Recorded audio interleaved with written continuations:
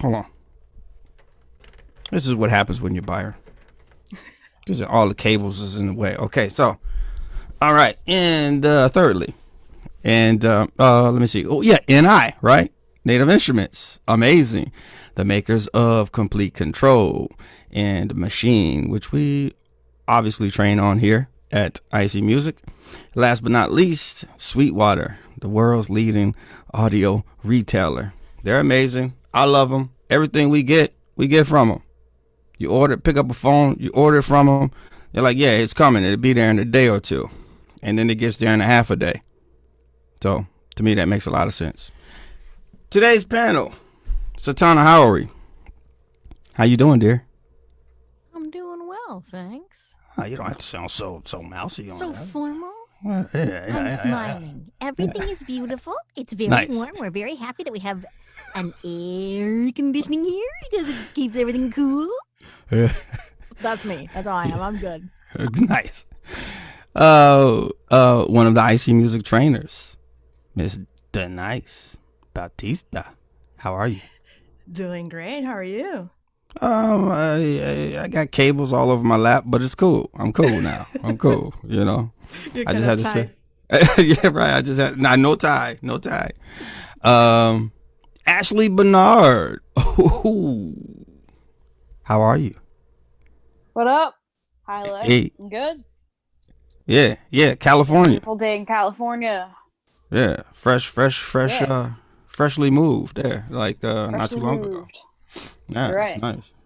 We don't have Sheila on here. We got Sheila Madre, but she'll be here. I think the Bentley. We have a Bentley limousine that picks our guest up, and I think it had a flat tire, so we're just trying to get that all worked out. But she will be Nah, here. you're talking about the helicopter that needs to go like swoop up and pick her up. Ah, It's a little late. the budget is just not right. It's just Yeah. not right. Yeah. So, in any event, today's webinar is going to consist of a few things, and one of those things is a presentation that we're going to receive from Denise and from Satana, and hopefully from Sheila as well. As well, you know, this. I thought that this was a really a really good chance to sit down with some women that are in the audio field, and we all know that this is sort of a testosterone driven industry. You know, just at least the technical side of it, you know, behind the buttons, behind the in the control rooms and stuff like that. I mean, the females generally, history states that they're, you know, in the control booth or in the live room recording. But to come on the other side of the microphone and make these decisions and be technically sound is a whole nother thing. And not only that, to go on the other side and be creative at the same time is just fascinating. So we were curious to learn these ladies' experience. So Ashley, let me ask you a question. So you do have a project that I'm going to start there first, right? You do have a project that's Yeah, out. I do. Yeah, I'm working Can you on tell it. us a little bit about it? Yeah, definitely. So it was sort of a spur of the moment thing, honestly. So I've been in music for, you know, quite a while, at least 10 years, and I've done 2 albums. And then I kind of took a break. I went to school, I got some jobs, I moved, I did a whole bunch of other kind of adulting life things. And all of a sudden, kind of at the spur of the moment, I just got back into writing lyrics and making beats and doing all this stuff. Kind of, I don't know if it's because, like, you know, the quarantine, we're all at home, we all have this like free time, or what Sure. the deal Sure. has been. But, you know, just super recently, just in the last couple of months, I'm really starting to pick stuff back up, and I am, you know, wanting to release another album. The first track that I released as a single, I co-wrote and co-produced with a friend, so she's featured on the track. And I'm hoping that she and maybe some other friends will join me in other tracks on the album, but it may happen, it may not. Either way, I love them dearly, but I'm gonna move on full steam ahead and release an album. So, well, let me ask you this. You said making beats. What are you using to make beats as far as technology, hardware, that kind of thing? Yeah, so I use a combination depending on my mood and my operating system at the current Nice, moment that nice. strikes me. um, and who I'm working with too, depending also because different things. I use a combination of Logic and Reaper. Okay. Okay. Reaper on the Mac side. Both sides. That's the kind of the beauty of Reaper too, is that you can use it on Mac and Windows. And Man. my friend can be on a Windows computer and import my Reaper project from my Mac, or vice versa. So that is a nice advantage. And I Mm. also have Windows and Mac gear in here too. So it just depends on whatever computer I'm happen to be running at the moment. Do I feel like flipping over to the Mac to fire up Logic, or am I already on the PC and I just want to do something on Reaper real quick and transfer it over to the Mac? It really depends on what I want to do. What functions are you doing that when you're in Reaper? What function is that? The recording side, and then the Logic is the pre-production side. I can do both ways. I can do MIDI stuff with Reaper, with VSTs and things like that, and I can do that on Logic as well. Or I can do the recording and pre-production stuff on both directions also. Well, let me tell you this, sister. I can't do that. Okay, and I'm just letting you know the limitation on my brain that doesn't allow that kind of activity. Let me ask you this before we get into your setup, right? That you Yeah. obviously that you're using in production. And so you're creating a beat, so you're being technical, you're being hands on. How much are you leaning on outside sources? How much do you outsource any of that process? As far as like recording, Outside, mixing, stuff like that. I'm honestly really in that respect. I'm kind of closed minded. Like, you don't touch my project until I'm happy with it. Yeah. Unless Okay. I'm co-producing with you, Sure. you ain't touching this Yeah. unless I'm done. Right. I know we talked a couple times. One of the times here, and then one of the times, one other time on the phone. Um, you know, well, singing. We talked about singing, right? So you're a Yep, vocalist. we What did. else do you do? Yep. Let me get this stuff out the way first. Yeah. So I mean, we talked about also like making beats and playing with VSTs and things like that. So I play keys. A Okay. Okay. keyboard, in 2020 can make you basically be able to play anything from a bassoon to you know, Yeah. Yeah. drum pad. Right. A Um, wood block. Right. No doubt. yeah. Hmm. So I do a lot of that. I've taken up other instruments. I'm playing a little bit of flute, a little bit of guitar, but my main thing is definitely keys because it's so versatile.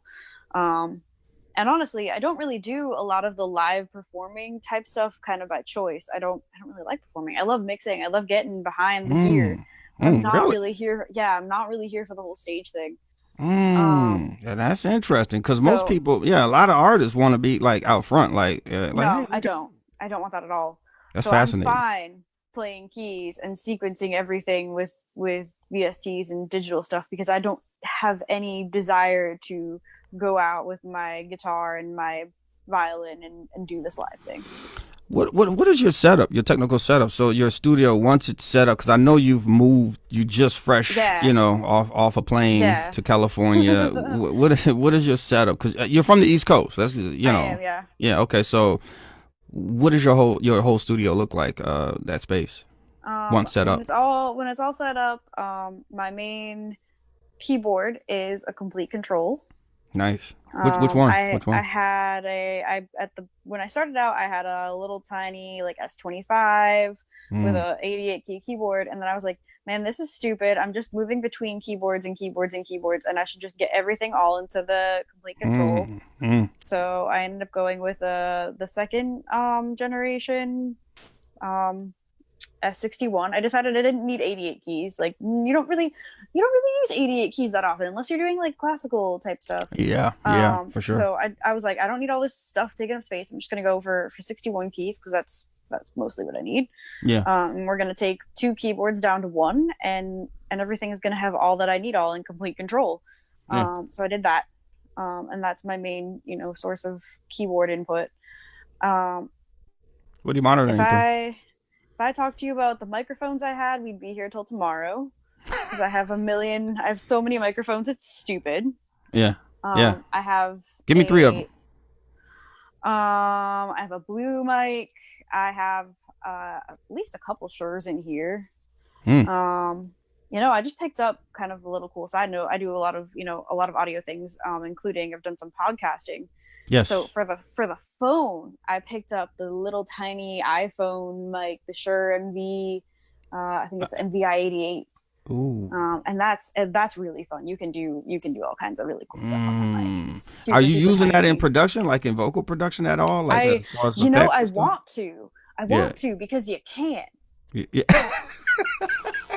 Like Yeah. that mic. What I wanted it for was we're derailing, but I wanted it to replace my Ambios because the Sennheiser Ambios, they're amazing Mm, stereo absolutely. microphones, but like the cable on it, I had two pairs already, and like two pairs in 2 years, and the cable, for when you're a heavy user, I guess it was just kind of shorting out. So I was like, I need something else that will do stereo recording on an iPhone.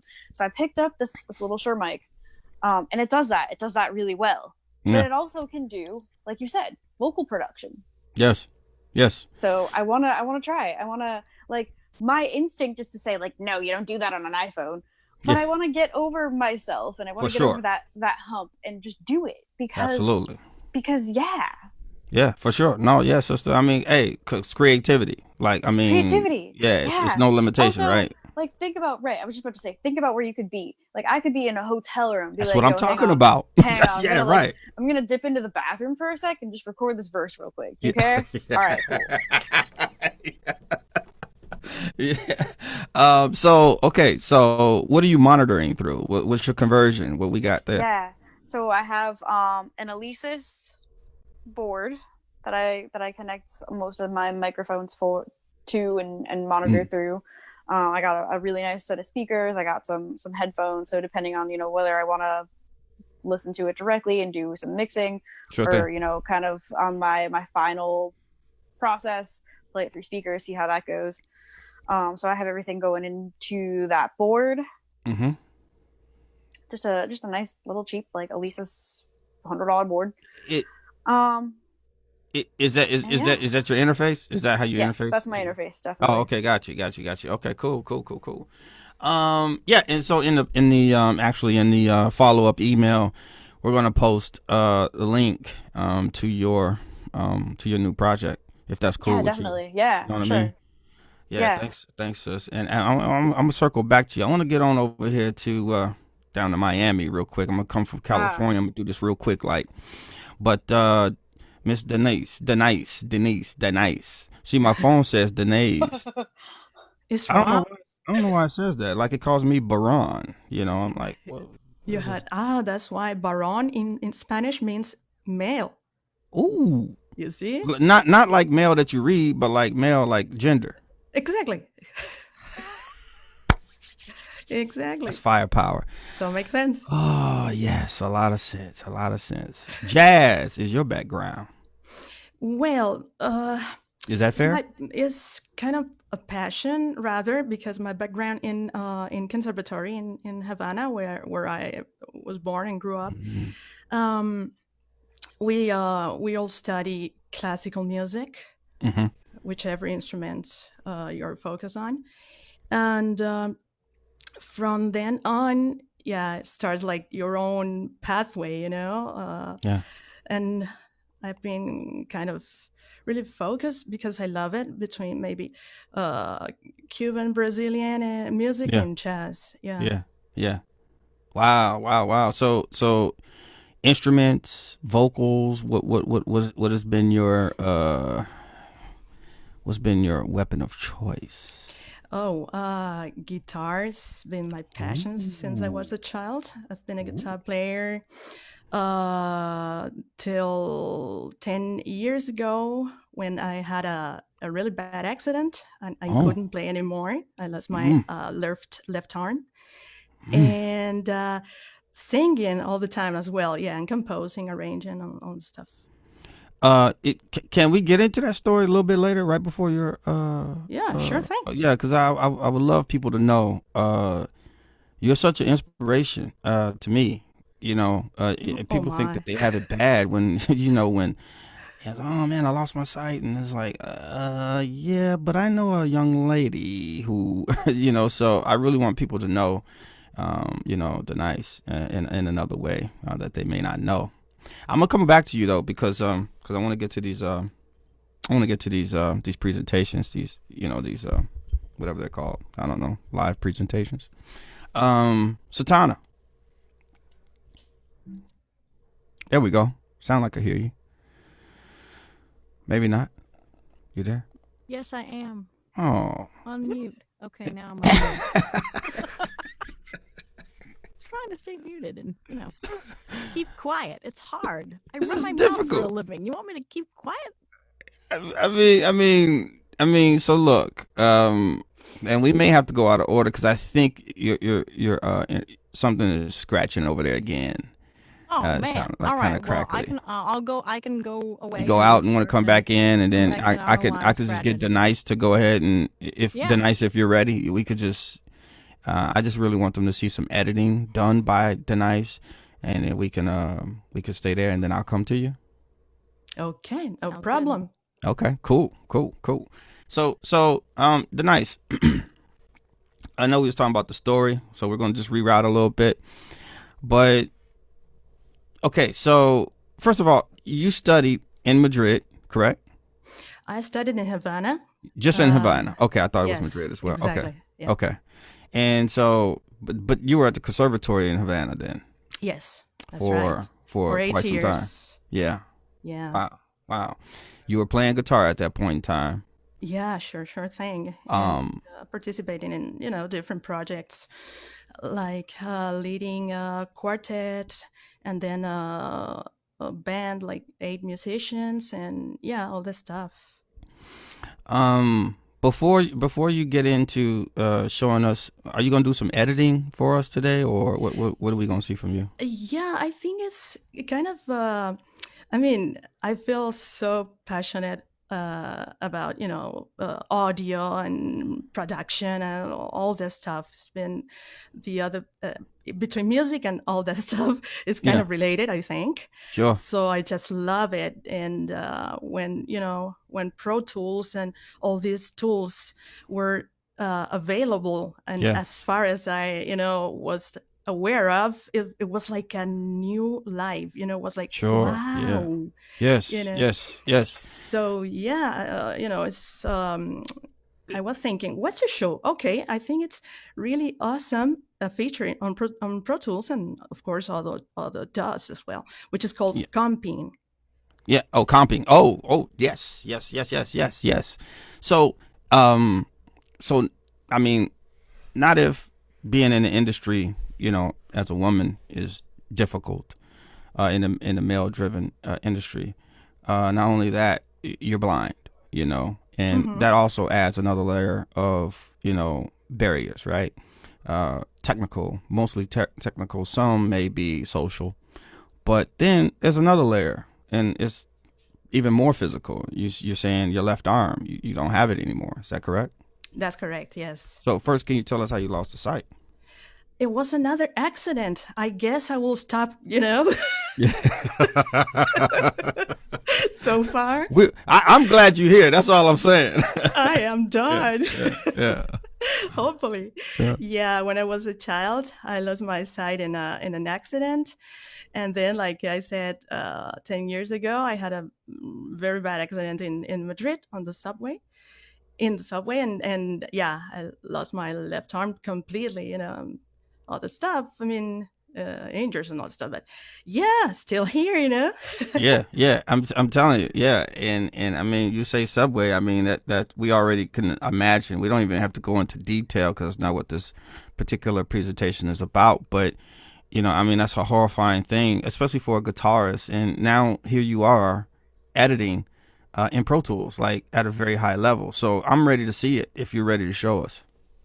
Sure thing. Let me turn my voiceover on. I should say I'm on a Mac, running Pro Tools, and Voiceover on Zoom Us.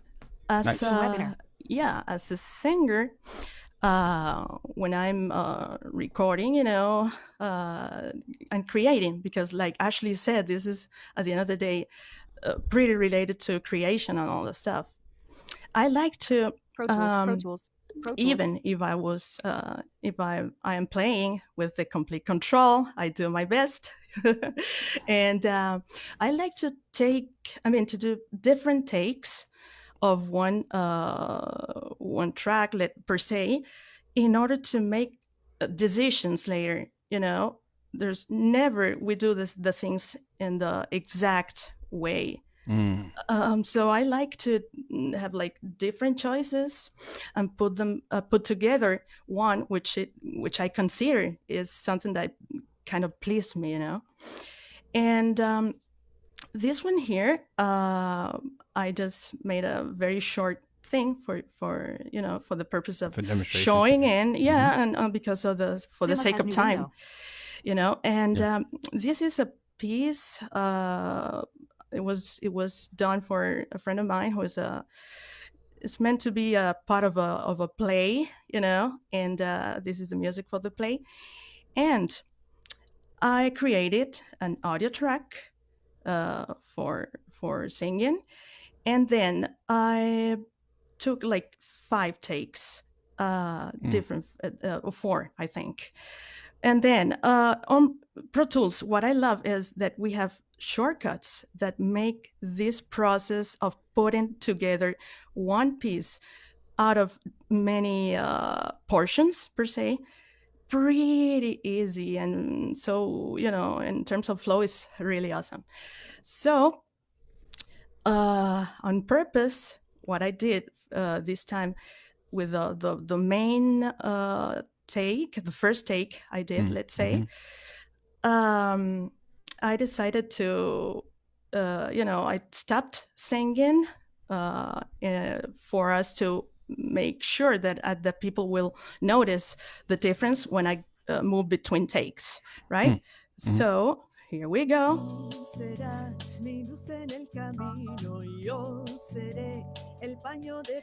Okay.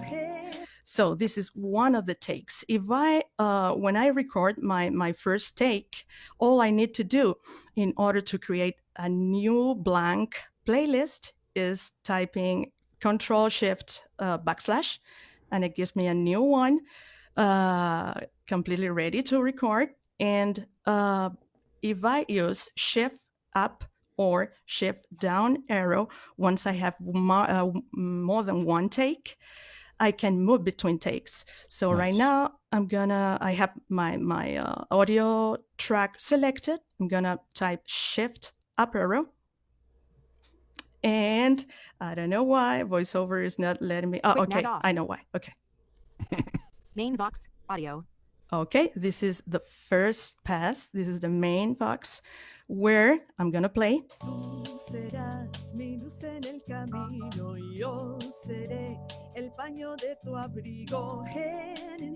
Okay, and I'm gonna shift down arrow. Main Vox 01 audio. This is another take. Satana Howery has joined the meeting. I'm sorry. Okay, so I have 2 more takes with different mics and all that stuff. So I'm gonna make a selection. I wanna listen like a phrase. I'm sorry. Can we hear those 2 takes? That little bit that you just Sure played? thing. I'm gonna play through the full one. Okay. Oh, okay. This is the first one. Okay. Okay, I stopped singing there for you to know. Yeah. Okay, which is one. Now this is the second one. Main Vox 01 audio.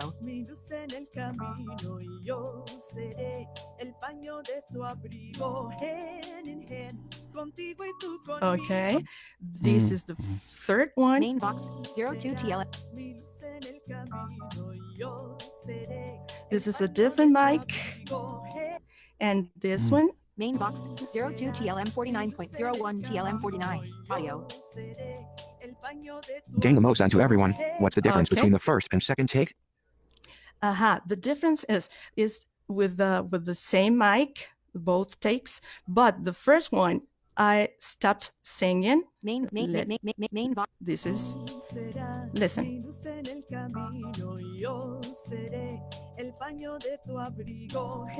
Right now. Okay, there you go. So I will go in this case shift down arrow to my second take, which I happen to know that the phrase is the phrase is missing on the first take is right there. Same mic, so it will be a big difference in terms of sound and intention and all this Main stuff. box 01. So Audio. I'm gonna move forward 1 bar with the 2 on the numpad, getting closer. Okay, one more. Here we go. Almost there. So I will go back for 1 bar because I want to make a selection on this take and move it through the first take. All right? Is that clear enough? To me it is, but what do I matter? I think it's clear enough. Okay. Yeah. So I'm gonna back a little bit, back up a little bit. Okay, I'm gonna just Dana sent to everyone. play. Well, why did you record Send 2 us a takes window. instead of singing the whole song in just 1 take?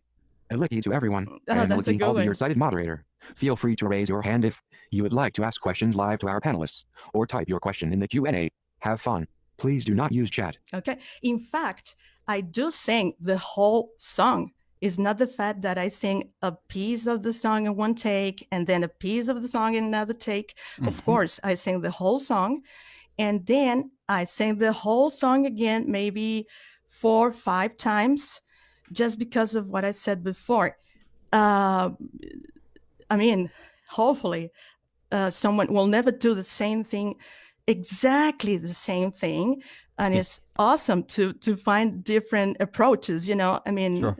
And this has been done for so long. Musicians go to the studio and they play like many takes, and then they make choices. The producers and all the stuff. Absolutely. So this is the thing I'm gonna play, and at some point where I know the phrase is gonna start, the phrase I need to select, I'm gonna press down arrow. I'm gonna do it.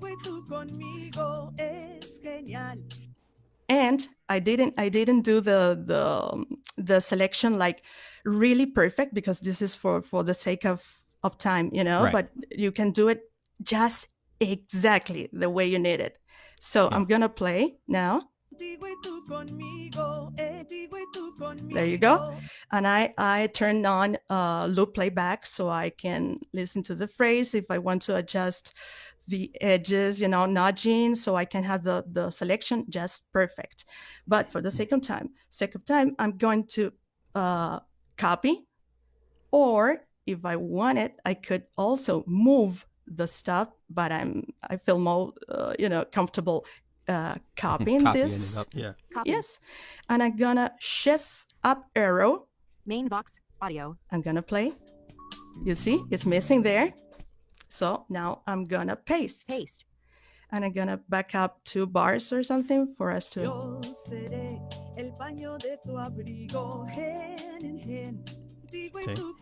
You see, is there? Of course, if I want to do it like real good, I will do a perfect selection. But it's just to show how easy it is, to move between the different takes and listen and making decisions. And there's still one Zoom us more has new thing, window. which is I wanted to make this first take my target playlist. And if I do that with Command Shift right arrow, then I can easily move to any other take, any other playlist, make the selection that I need, and then just with one command, one shortcut, send whatever I need to my target playlist, wherever I am. So the target playlist is a now it becomes like the main thing that you're editing to. Is that correct? Okay, the main playlist is whichever playlist is on top. If I go down arrow to my third playlist, that's going to be my main playlist at that moment.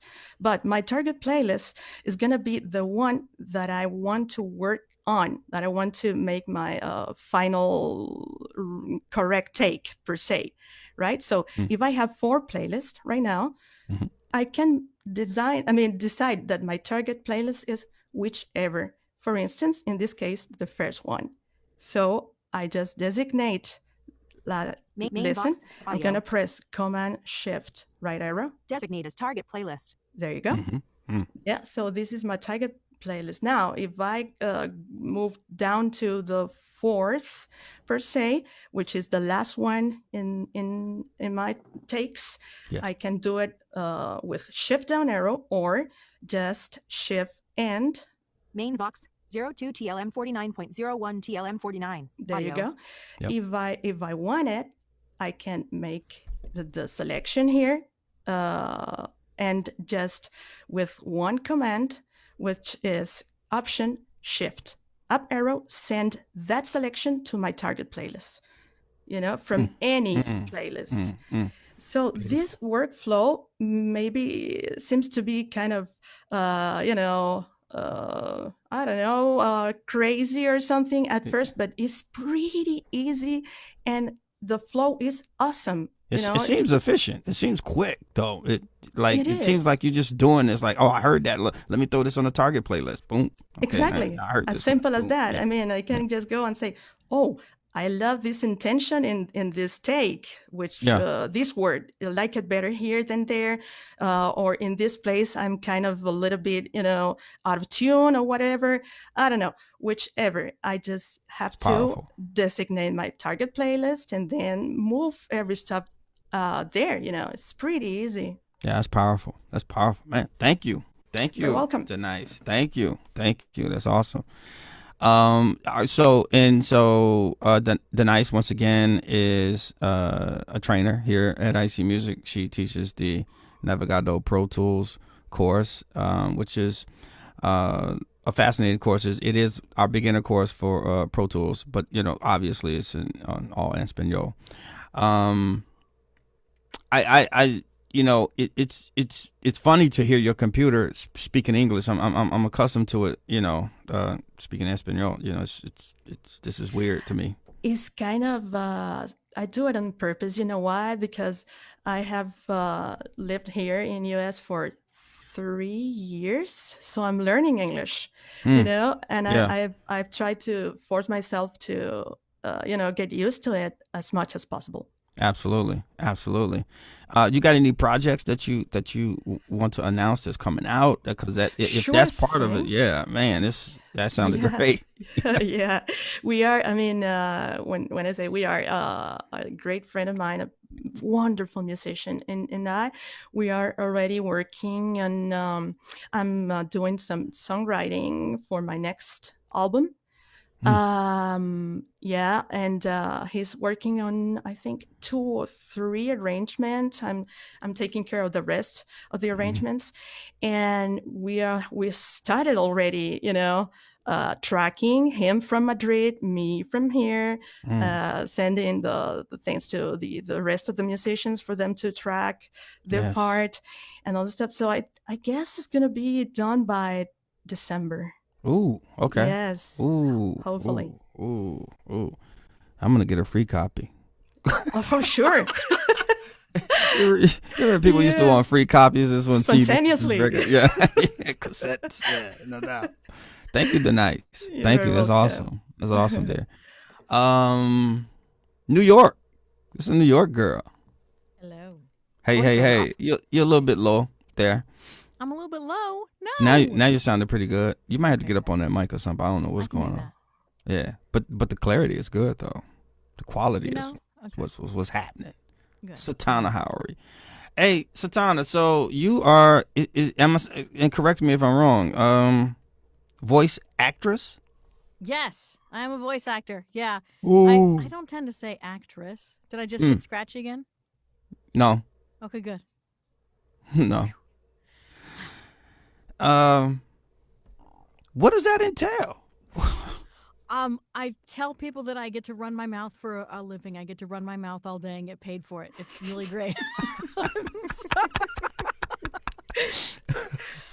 So I would say that, and I have a few script examples here at some point if you want me to read some. But when most people, Yes. when I say that I'm a voice actor, what most people think of is video games, animation, which is of course what everybody wants to be involved in, and then radio, television, right? Yeah. But voiceover work these days has so many different variants, from tremendous amount of e-learning and explainer videos. Sure. Any company trying to do a YouTube video and have a presence there. A lot of app work, you know, like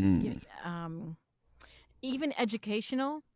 Like one of my script examples that I was going to talk about. I did this character and it was called Clump, and it's a spelling monster. And let me see if I spell the word like that. You know, That sounds like me laughing. You should have called me for the voiceover. So yeah, so character work is not just about cartoons and video games. Character work is everywhere. Yeah, I mean, and but this is a serious thing because that I mean, you're naturally, I think, I mean, you have the talent, inherently have this talent. Thank you. To switch in and out of character, and I how much of what you do though, like how much does your site play a part in it? Because like I don't know if they have to send photos over, like this is what the character looks like, or you have to look at any kind of documentation. Like what are you using? How do you get there, like mentally and you know, and So perform? for characters, yeah, a lot of times there are photos that are sent along so you can see what the character looks like. And for me, Ira is a great way to get a sense of what those characters look like. I can call up an Ira agent and say, hey, here's a picture. What do I think this looks like? Wow. But Okay. generally speaking, too, there's a lot of description around a character. Hopefully, if the person has written the job posting well, and when you're looking at the script, you get a sense of it. And certainly, you know, in a job description, you're going to get information about what this is being used for. Mm-hmm. So a monster that's in an adult video game is a whole different thing than a monster that's, you know, where you're talking to, you know, 2 to 6 year olds and helping them learn to read or recognize letters or whatever. Yeah. So some of it is just knowing your audience and who you're talking to and that kind of thing.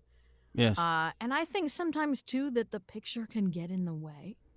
Yeah. Yeah. I mean, I can see that. you know, Well, we all know that how I eyesight. see the character, you know, in my brain, you know. Sight is and- limiting, though, right? It can be. Yeah. Can be. Yeah. Yeah. Maybe so. So, yeah. But let me ask you this though, because right there, how do you get this work? How do I get this right? I mean, because there's There's a people lot of that ways. people You can- call you people can- call me and they're like, "Yo, I want to voice over on that commercials," and I'm like, "Yeah, well, where do I get started?" I'm like, "In your bedroom." I don't know. Ask Satana. Yeah. There's a lot of different ways you can do it. You can directly market yourself to companies. You know, you can send them information about you and who you are and what you do and you know, where to find your website and your demos. You know, certainly word of mouth is great.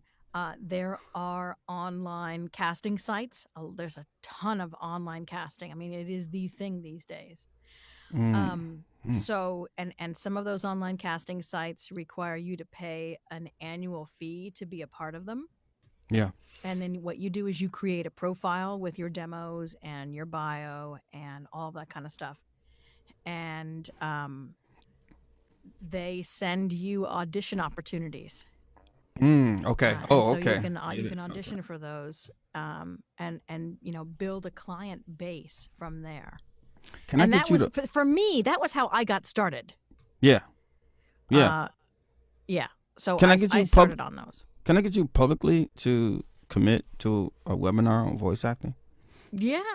I would love to do a webinar on voice acting. It'd be fun.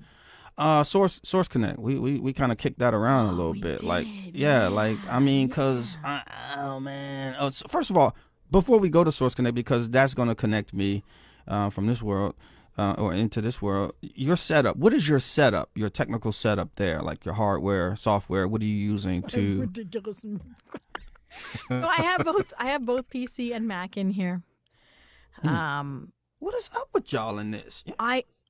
I grew up on a PC. I still find that a Mac is a little bit of a foreign idea for me. I try, but it's not as seamless as it is for me to use a PC by any means. It's just what I know. Yeah. So right now I'm sitting in a Whisper Room booth. It's a 4x6 room. Whisper Room booths come in certainly a number of different configurations. I got a 4x6 and wish I had gotten one that was slightly bigger. Yeah. But I didn't know then what I do now. So. Well, you got a control surface that's probably taking up about 3/4 of the room. No. The control surface is not in here. Oh, yeah, okay. No way. There is a a C24 control surface for Pro Tools, and it's connected to I call it the Big Mac.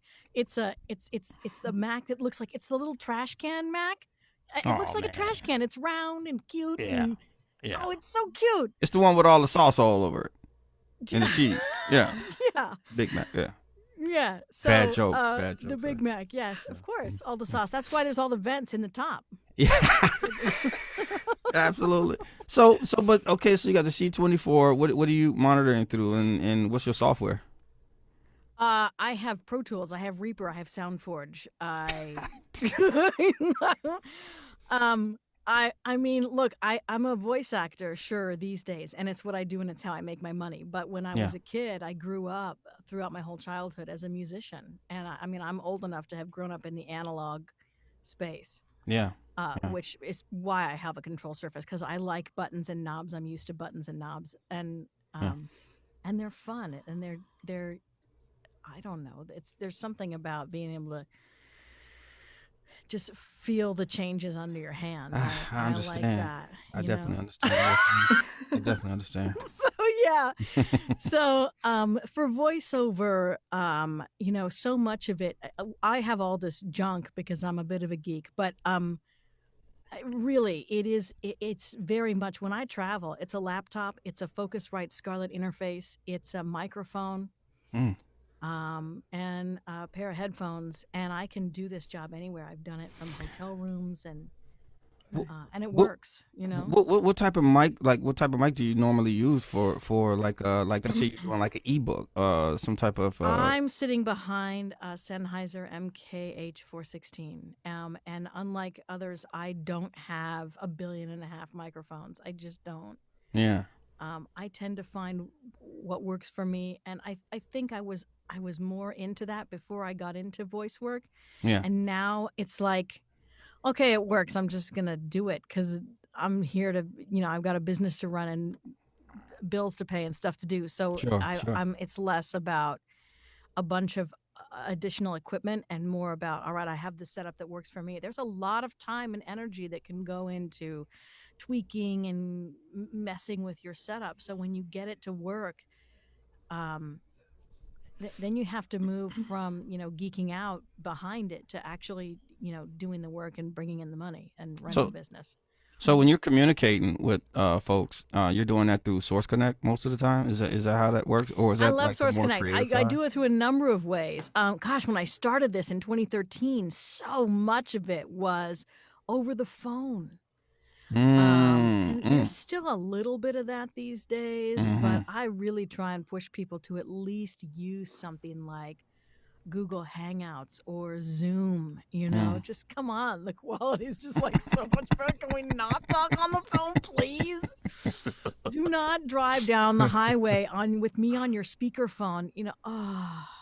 Yeah. It's like the Veterans Administration and the fax fallacies not fallacies, but the paradigm. You can't get anything done if you don't have a fax machine. And I'm like, who does that? You know what I'm saying? So I guess it's the same kind of thing. But hey, look, so before you do this live demonstration for us of you reading, I'm curious to know, like, if someone were to want, a young person, guy or gal, wanting to jump into this industry as a voice actor, what would you like? like, what would you tell them? What would be some cool things for them to know out the gate that maybe you didn't know? Well, let me do a couple of things here because we were talking about Zoom and Hangouts and Source Connect, and I'm not sure that everybody knows what Source Connect is. So, Oh yeah, we could drill down just in to, that. Yeah. just to clarify, Source Connect is like a really beefed up voice over IP thing that allows somebody in one studio to record somebody else in another studio.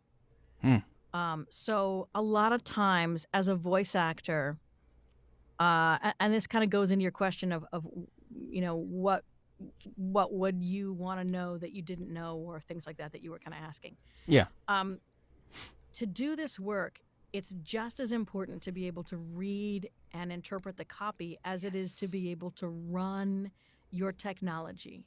You are, in this day and age, not just the person speaking behind the mic. You are often the engineer. You are recording the audio.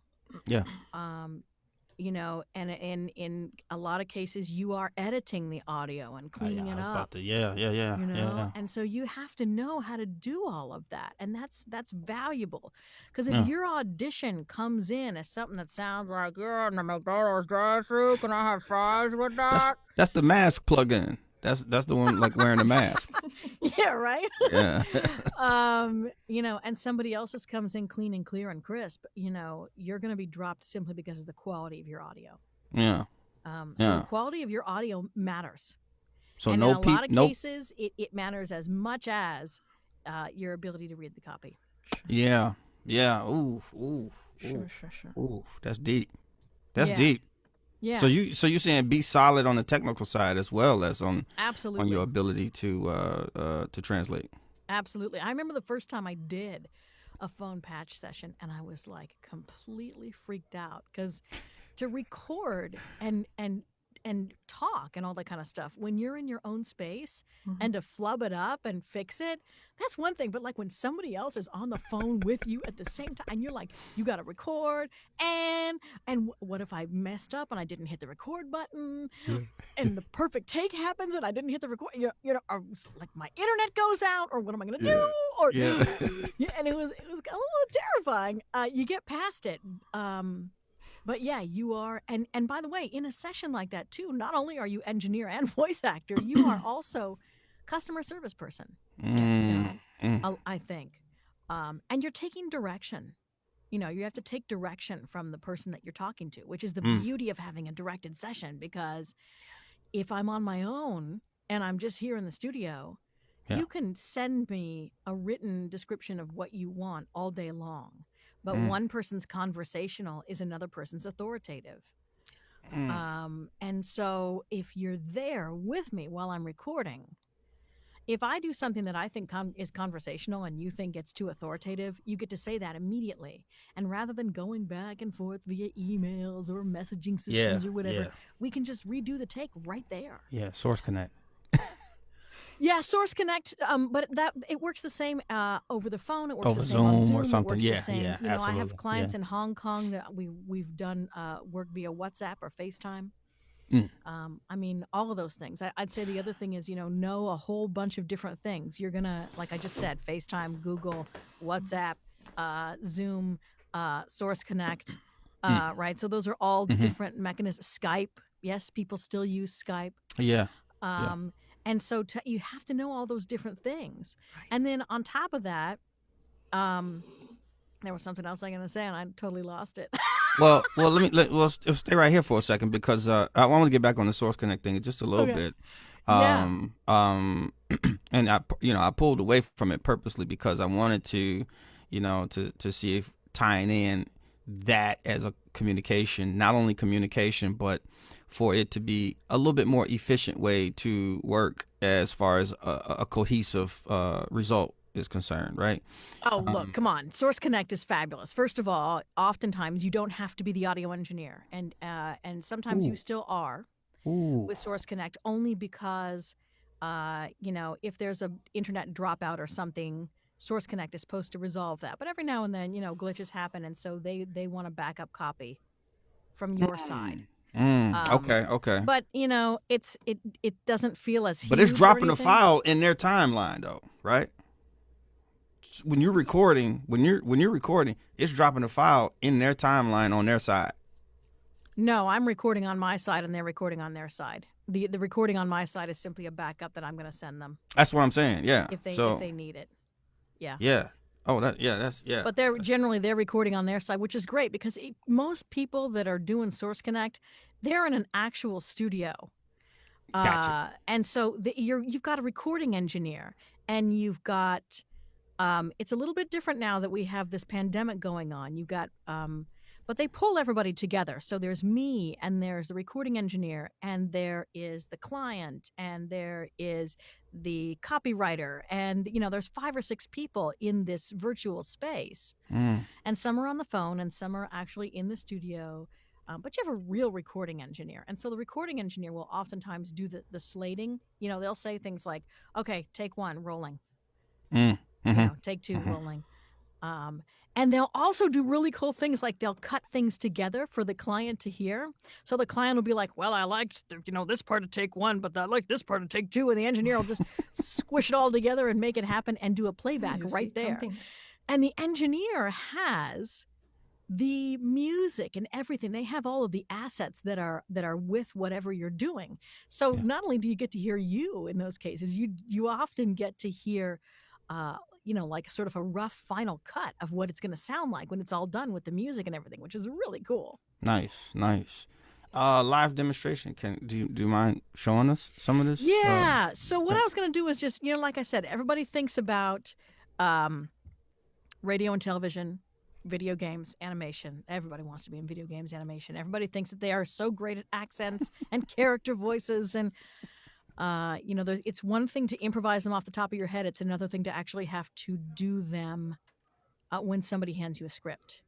Yes. And attempt to conform it to somebody else's ideal.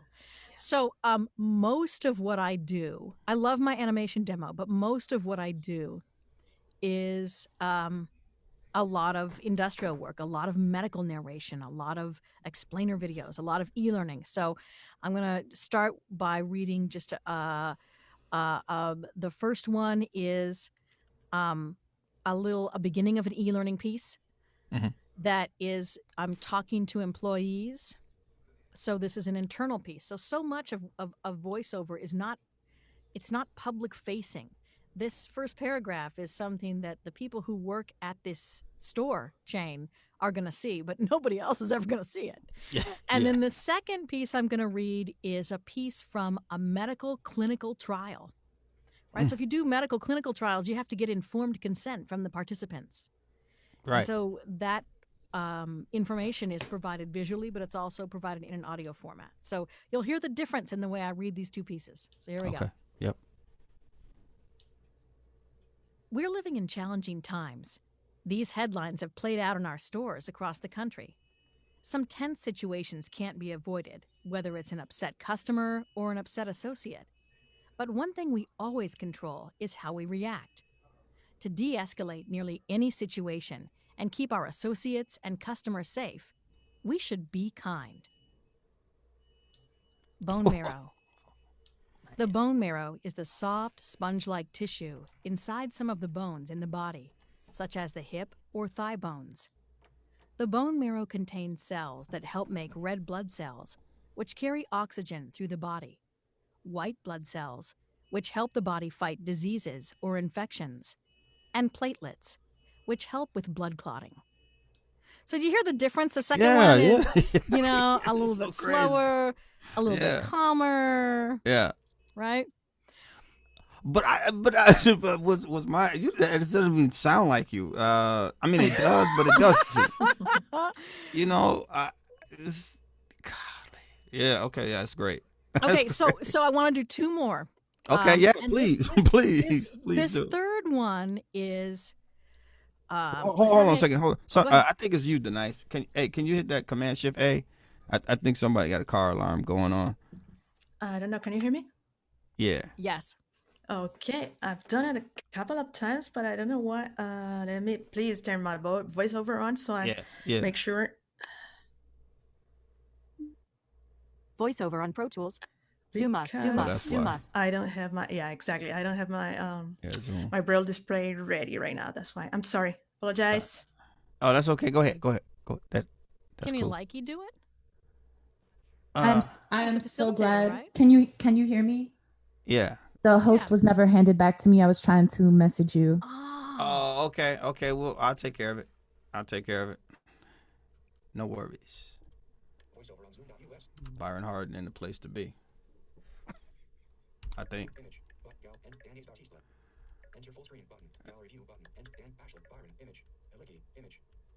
As a matter of fact, you just go ahead, because I'm gonna get some.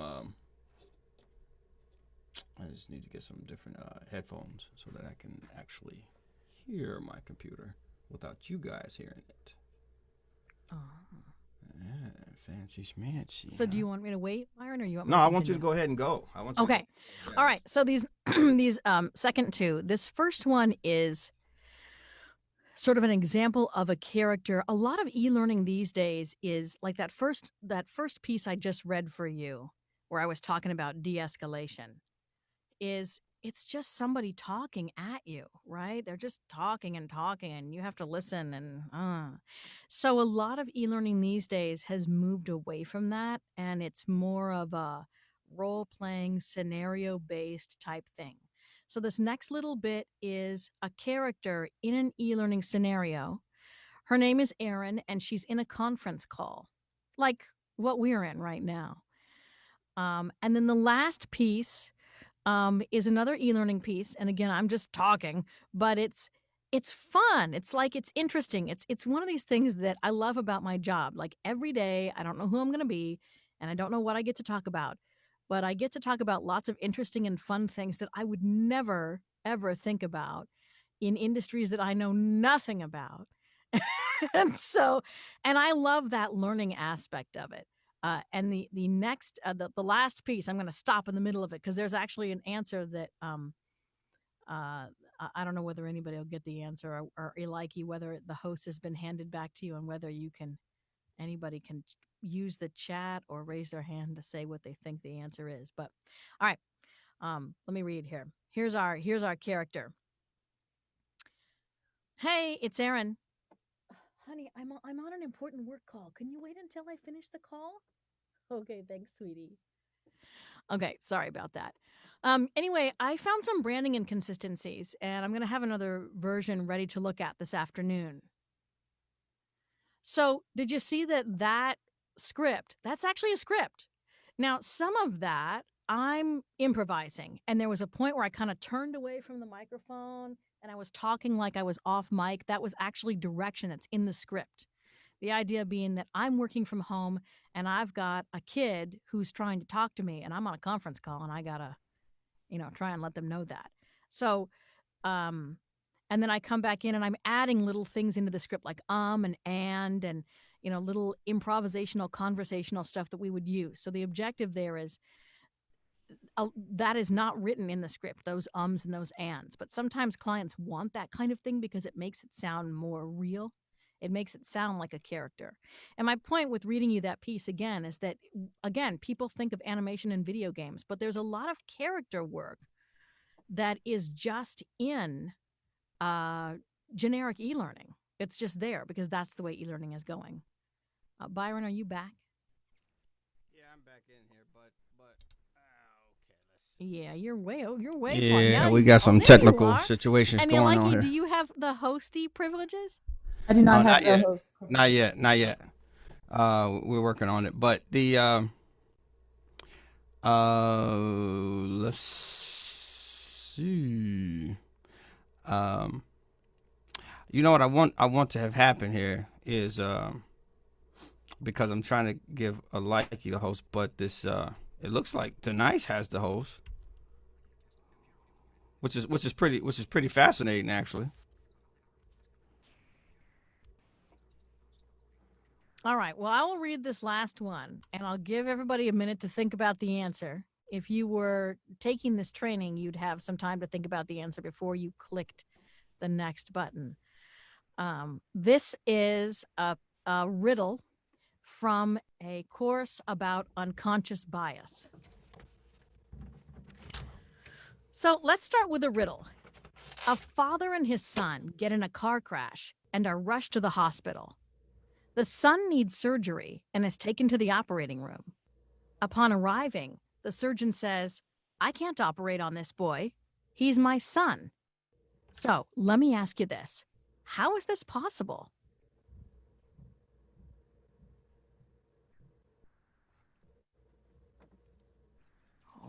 Okay, I'm going to read the answer. So this is a case where there's multiple slides and you would have to click the button to get to the next slide. So here's the next slide. Did I get your mind turning? Now that you've heard the answer, did you get it right? Why was this a difficult question to answer? And maybe and I didn't read the answer because it wasn't in my script. Maybe there's another character in this e-learning that reads the answer. It's not me. But here is the answer that is from the script. You see, the reason this may have been difficult for you to solve is due to implicit bias. Through social conditioning, our minds have created a certain default image of what doctor should be. And most of the time, our brains associate a surgeon with a male. So remember, the father comes in and he and his son get in the car crash. Son needs an operation. And the surgeon says, I can't operate on this boy. He's my son. And the issue is that the surgeon is a woman. And we generally think of. So you get to do fun stuff like I love stuff like this. Like, oh yeah, or whatever, like you get to do really cool stuff sometimes. And you get to be behind the scenes a lot in voiceover. You get to sign NDAs about things that you can't talk about. Yes, I did this project. No, I can't tell you what it was. While we're ironing this thing out real quick, let me ask this question. I've always been curious about this. When you have like a commercial per se, as opposed to anything else, it doesn't even matter what it is.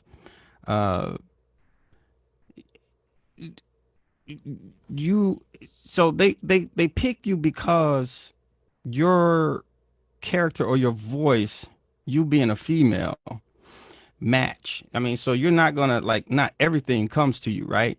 How much have you been able to change that? Like people say, oh, we had a male in mind, but when we heard you, we were like, hey, look, we need a female on here.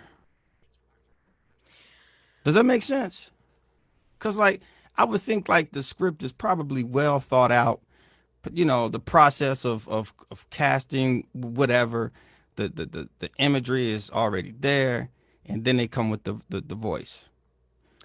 If you're on an online casting site, then the opportunities are going to come to you based on things like gender, age, that kind of stuff. So you can designate things. So obviously I'm going to put that I'm a female. So if somebody wants just male voices, I'm not going to see those auditions come into my profile because those don't match me. So either I get scripts where they're looking for a female voice, or scripts where they're looking for both and they haven't decided, or scripts where they're looking for a male and they put both in the gender field because they're too lazy to look at what they're really doing, but the description very clearly indicates we're looking for a male voice and blah blah blah. And you're like, all right, well, could I audition for this? Yeah. Am I gonna? Depends on what the rate is. If it's a cheap looking job and your description looks like garbage, no, I'm gonna pass. You weren't. And there is a fair amount of clients that are not necessarily together. I think one of the things that has happened in voiceover is because we're not in a space where it's not so much big city, big studio anymore. And in fact, it's been really interesting to watch this pandemic where a lot of people who live in big cities with big studios, New York City, Los Angeles, a lot of these people are still used to the old paradigm of doing an audition, and they might have like a little home studio set up to send in auditions, but they still expect to have their agents get them work, or they expect to go into the studio to do the recording because they live in Los Angeles or New York or whatever, and they can. And they have been hit really hard because they don't have home studios that are well set up, or because even if they do, they don't really have the experience to do the work from their home spaces. They just don't know the technical side of it. And so they're scrambling and they're struggling and they're having a hard time maintaining um, their business because they're still sort of working in that old paradigm. Mm. So, this question is for all the panelists. Um, like as ladies, as women, in this industry, what have you, if at all, like what have you had to do to kind of like prove yourself? Have you noticed any type of double standard situations or anything like that? What has there been any kind of time that you've been I'm trying to get my notes together here too. I can see this is a day for me. Um, any kind of um, point in time where someone has said, and then you had to prove yourself through your talents or what in any of those type of situations? I don't know if it's necessarily that I'm a woman, but I definitely think that there's sort of like okay, she's a woman, but then she's also a blind woman. Like so Yes. when my friend and I we went to produce our last track that we made that I just released. And we did the vocals at a studio because I just wasn't equipped. I didn't have the stuff set up for 2 microphones and 2 vocalists and things like that. So I booked time at a local place and we met an engineer and we did it that way. Um, and we talked on the phone, like he knew I was a woman, but when I got there, Mm-hmm. there was definitely like a very noticeable shift. Like Mm, mm, like I don't know, like he didn't know what you could definitely tell that not was it that we were women that he was kind of baffled by, but the fact that we were blind women, he was just like, I don't know what to make of these people. Like, is their music gonna be good? Is their vocals yeah, gonna be y'all were good? aliens. Y'all Like, were I don't aliens. really Yeah. know how I'm gonna feel about like producing these women. And then we got in and we started working, and then like the vibe just completely shifted. You're just like, oh my god, yeah, like this is amazing. You guys are the best. Like I haven't worked with anybody like you like ever before, and this is an amazing experience. But definitely, like we had a double negative. I feel like it was like, okay, well they're women, well, And they're blind and they women, blind. Yeah, eh. man. Yeah. Oh man. Yeah. God. Denise or I Satana? completely agree on that, Ashley. In fact, I remember when I had this accident. I remember that one of the things somebody told me was like, "Oh, you should get paid really well because from now on, it's not only that you cannot play your instrument, it's the fact that you don't look the same." And Mm, I was like, "Oh, wait a mm, minute. Are you mm. telling me that I am an arm?" It was like, Yeah.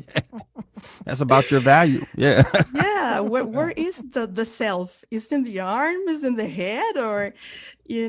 And that's probably, but like Ashley said, once you have your work done or something, sometimes the reaction is completely, like, oh wow, I didn't know that you were able to, or they tell, well, I could send you the song, but I don't think you could record the Mm, vocals. It's mm, that type of stuff, but not exactly for being a woman. A woman is the fact of being a blind woman. Yeah. mm, mm. Yeah, I What have to about you, agree. Satana? I Yeah. think I was born blind, and I think that expectations for blind people are low in general. But I would Yeah. argue that they are even lower for women, right? Because even in a sighted world, Yeah. expectations are different for women. Yeah. So yeah, I find myself blind first and female second, unless I'm in a room full of blind people, and then then it connects. And where I would talk about that is Like if you're involved in any of the WhatsApp groups, they are very they're Yes. predominantly They're male, right? yes. So all these blind people, but they're predominantly male blind people, right? Yeah. So yeah, that's when I noticed, oh yeah, okay, I'm a female in this. I grew up living in Southern California, so living near enough to LA, Los Angeles, and Mm. um, even in that space, as a child musician, I still experienced feeling like uh, when you went to the music stores to, look at new equipment or whatever, the women hanging around those places were hanging around because they wanted to hang out with the musician guys. They weren't Mm. musicians themselves. I didn't grow up with a lot of female musical um, collaborators. Mm. These days, because I'm at home and behind the mic in my own booth in my own space, Yeah. um, unless you Google me, I don't directly hide it, but unless you Google me, you're not going to know that I can't see because I, I don't, say it out loud. And I fight with myself over this every time I see an audition for Mm-hmm. a company that's doing something related to the ADA or accessibility or some kind of disability organization.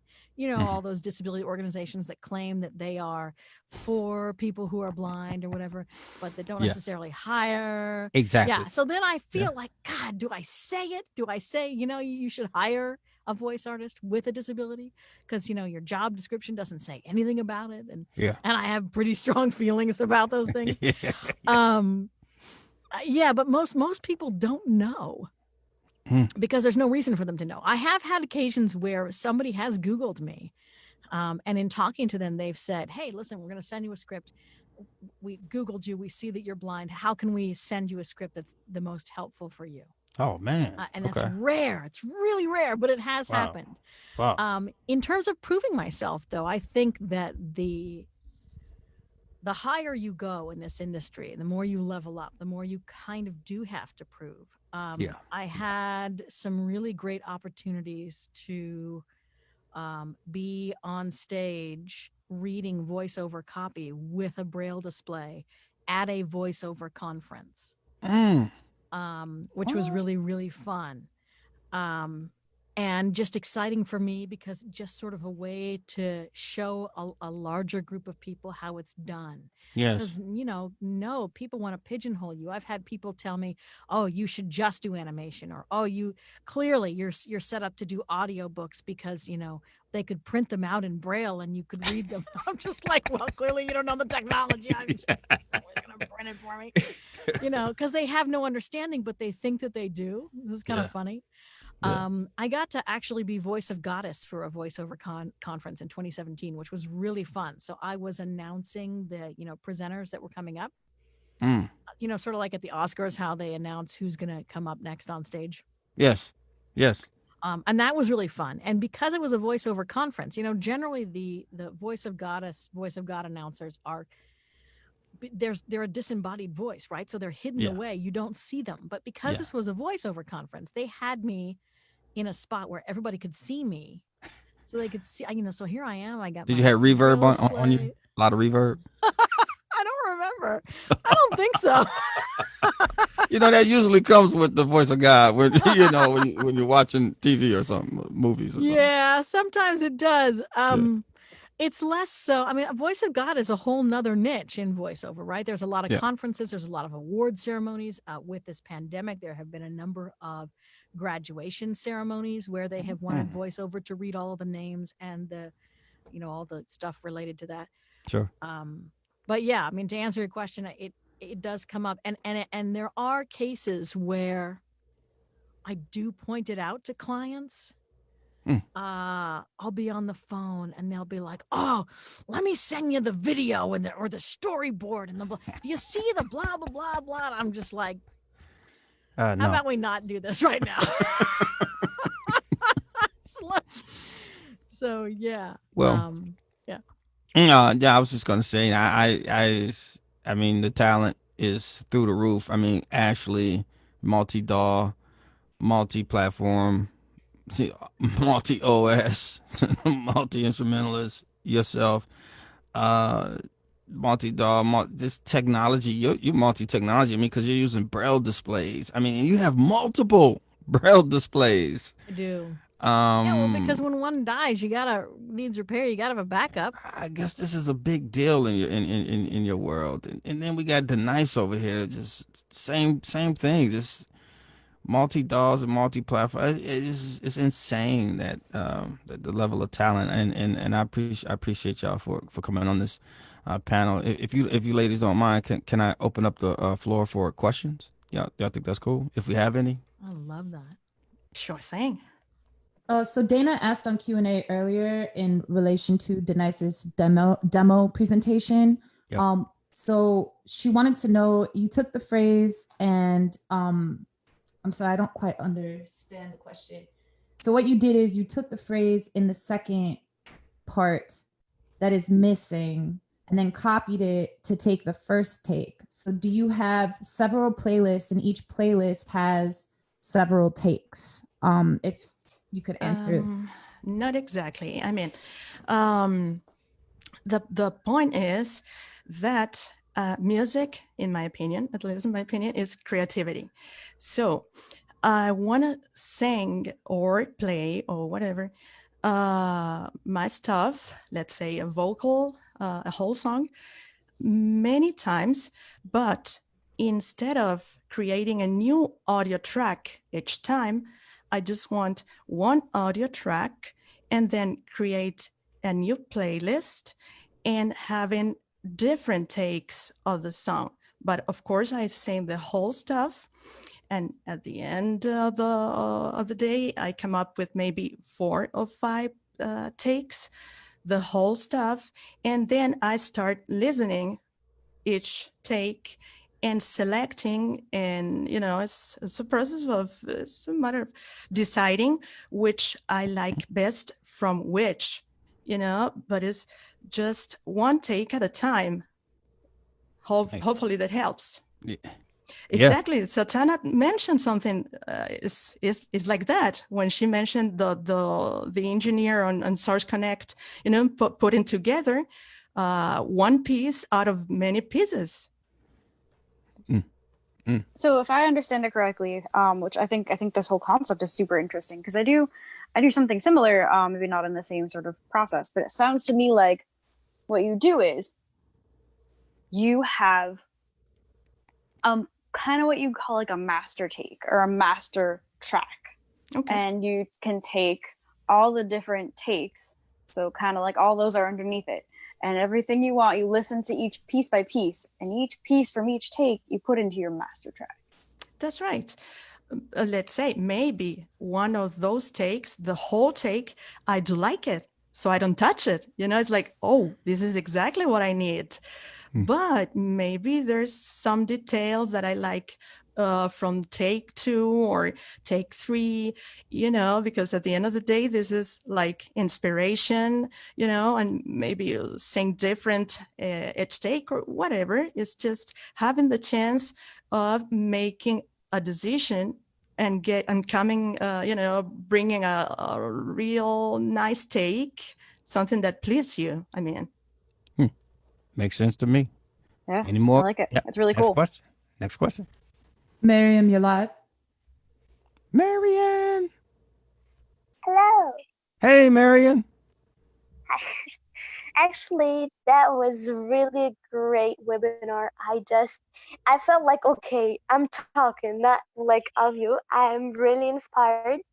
And actually, you've mentioned a lot of great, cool points that like happened to me before. Like sometimes, I go to studio and I'm a blind and I'm a girl and I'm young and it's like, okay, I'm an audio engineer here. Like, okay, just, and they still like, okay, how you're an audio engineer? Like, no, they don't believe it. Just they start to like, okay, how do you do this? Like, I remember once I was with my sister, she's a singer. I went to the studio and the audio engineer um like he couldn't believe it. Like, are you sure you are working like with like audio things? And Yeah, like I had my studio and stuff like that. That was Like you didn't that was know. totally, yeah. Like Mhm. I spent like a whole 15 minutes just trying to convince him, like, you're doing something wrong. Just try to do something with it. It was like, no way. That Indeed. Indeed. yeah. So actually, I'm really inspired. As for Miss Satana, actually, I like dream to be a broadcaster and a voice actress, like you are, and I've done like some voiceover staging things on stage live. That was pretty cool, but sometimes, like, hello, just people just look at me like, how am I doing this? They were just so surprised and shocked. And that's, I'm a normal person. I can do anything. That's the point here. Like, Absolutely. yeah, we are not, we are not different. Why are you looking at us like this? But yeah, definitely Yes. that was pretty cool. Thank you. Well, thank you, Miriam. Thank you. I appreciate it. I Yeah, know I didn't have awesome. much. Yeah, yeah. These ladies are rock stars. I mean, hey, look. I mean, let's just be real with it. Um, I had to put my sunglasses on for all of this. All this rock star stuff going on. Like, what we got? Marty, on Q&A, Marty asks, have you heard of Susan Berkeley? I think that's a general Yes, question. I have heard of Susan Berkeley. Sure. Who is that? From Marty. Yeah, no, Susan Berkeley. Oh, I have to look her up now. She's a voice artist. I think that she's the one that has the voiceover inner circle or something like that. Mm, She's got like a membership thing where you can be a part of it, and there's a whole lot of stuff in this industry where different people have membership sites and things like that where you can be a part of what they're doing, are, classes and are things like those that. good, Satana? Generally speaking, to be a part I of? think that there's a lot of really great stuff out there. I mean, like any industry, there's a lot of crap out there Yeah, too. yeah, yeah, But yeah. ultimately, look, if you're going to be in something like this and you're going to do it for any kind of long term, having mentors and having coaches is just so valuable because you don't know what Mm, you don't know. mm, And I mean, you can get into it, sure, on your own. But ultimately, what propelled me forward was letting somebody else pick the scripts and do my demo and, be the producer so that I could just focus on being the voice. yeah. And when you're new to it, you think you know who you are.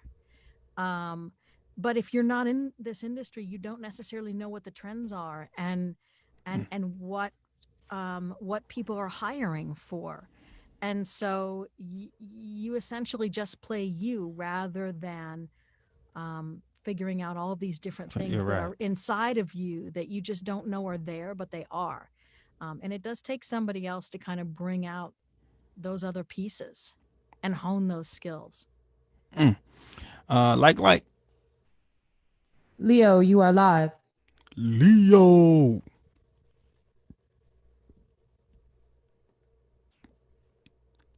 Hello. Sorry, every time I have to go into Zoom, I have to figure out where the mute button is. How's everybody doing? Good. What's going on, brother? How you feeling? I'm blessed to be alive. How about you, For sure, man. Staying out Ryan? of trouble, brother. How are Staying you, out of Byron? trouble, man. And Sultana and Ashley and Denise? Do I got those names Nice. correct? Denise? Okay. How are y'all doing? Doing well. Doing great. Thank you. How are you? As always, blessed to be. Blessed to be. Um, uh, I, I'm kind of interested in. I have a voiceover question. Um, maybe is voiceover the people who do audiobooks as well? Yes. And this is the follow-up. I listen to a lot of Audible books, and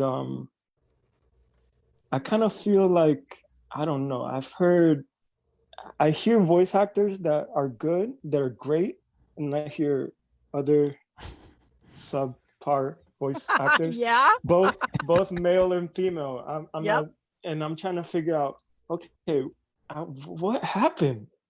Like, why is this so? And I, it's, of course, this is a subjective question, but So are you really asking how in the world did that book get released with that narrator? Like, who decided that that was going to happen when it's clearly so terrible?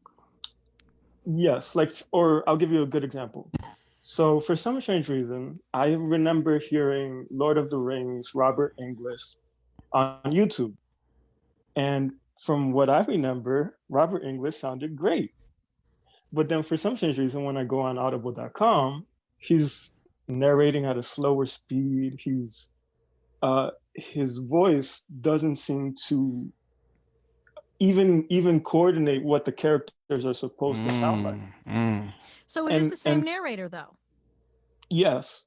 Okay. And I remember, sorry. No, go ahead. And sometimes the voices sound the same. So, some of this is the way that audiobooks are done these days. And some of this may be that if there was a producer there, when there are a number of projects I've done where I think they should go in one direction. And the producer who's directing me on how they want it to sound thinks it should go in another direction. And I don't get to choose. I'm the voice. I don't get to choose in that situation. It's one of the first things I learned as a voice actor, that ultimately, if a producer is there, that the voice actor is not responsible for the final product. But is it common that it gets job? But is it common that it gets read multiple times? Because he's saying, yes. By the same. Yeah, it's a little bit like audio description, right? Like some things are described in the United States and then they're not described in other countries, or they're described in the UK, but they're not here in the US. There are licensing issues and things like that. Okay. There are different editions that come out. And so somebody wants one. Yes, there is reinventing the wheel that absolutely happens. From an audiobook perspective, too, there is a lot of do it yourself. For anybody who's interested in voiceover, audiobooks are an amazing way to get into it, because you can do it without paying out any money up front to an online casting site. But all of those, there's so many audiobooks that are cast online, because any Joe Schmo who publishes a book through Kindle can put that book up on Audible.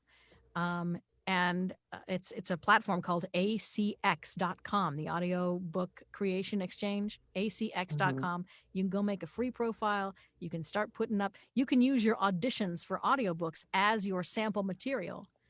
And people can find you and book you. And it's either they pay you a per finished hour rate. So if the book is 2 hours, you're not being paid for the 8 hours it takes you to produce it. You're paid for the 2 hours that it's finished, right? So remember that when you're doing your rates. Or they pay via royalty share, which is when the book is sold, you get 20% of the proceeds, the author gets 20%, and then Audible gets 60%.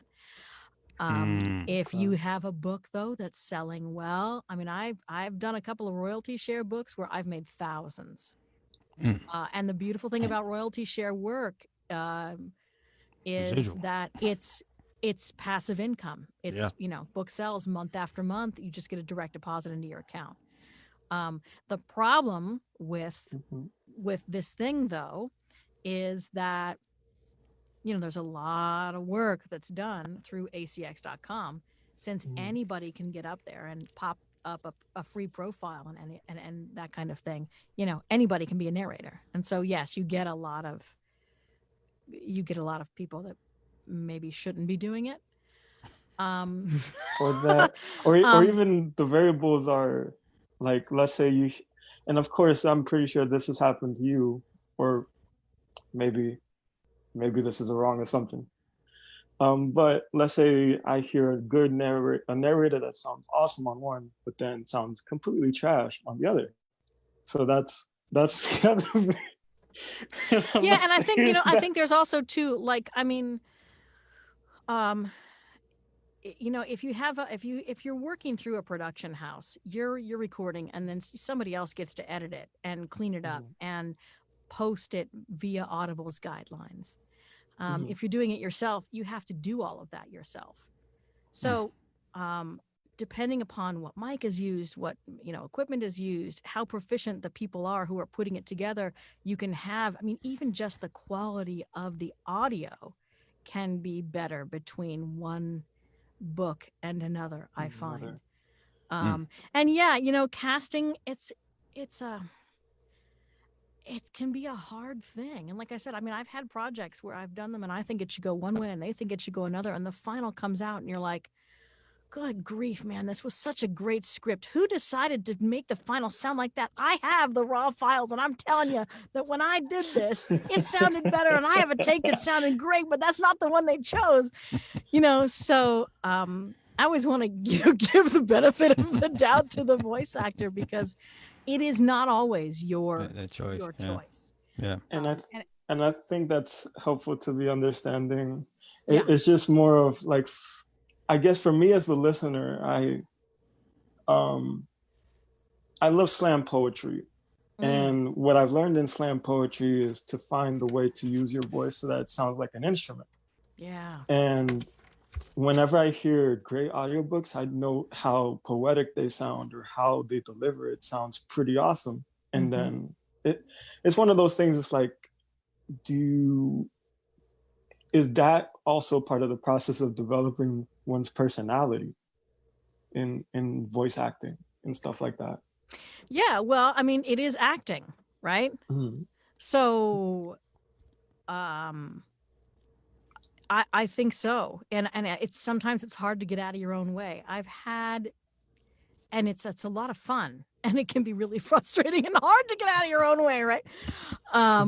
It's really interesting. Just I think, actually, oddly enough, I love auditioning because, you know, an audition can take 3 to 5 minutes, and then you're on to the next one.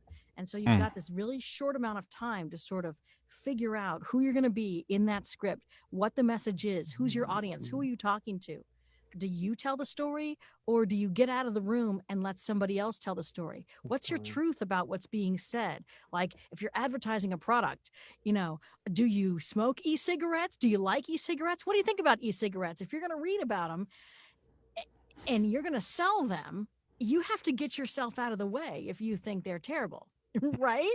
You have to find a way to get out of the room, you know? So it's I mean, I don't know if you've ever seen the movie Silence of the Lamb, you know, Hannibal Lecter, and he's a cannibal and he's, you know, eating people. And I just think about this all the time. Like, you know, the real Anthony Hopkins doesn't go home at night and, you know, take bites of people, but he had to be this person on screen, and to embody that character. It's a lot of fun, and it is work. It really, really is work. Wow, man! Thanks, Leo. Wow. And well, I know you probably want to keep going. Yeah. Okay. No. Go ahead. Now this is my last question. I'm sorry, Byron. No, that's all right, man. No. I'm sorry. One last question.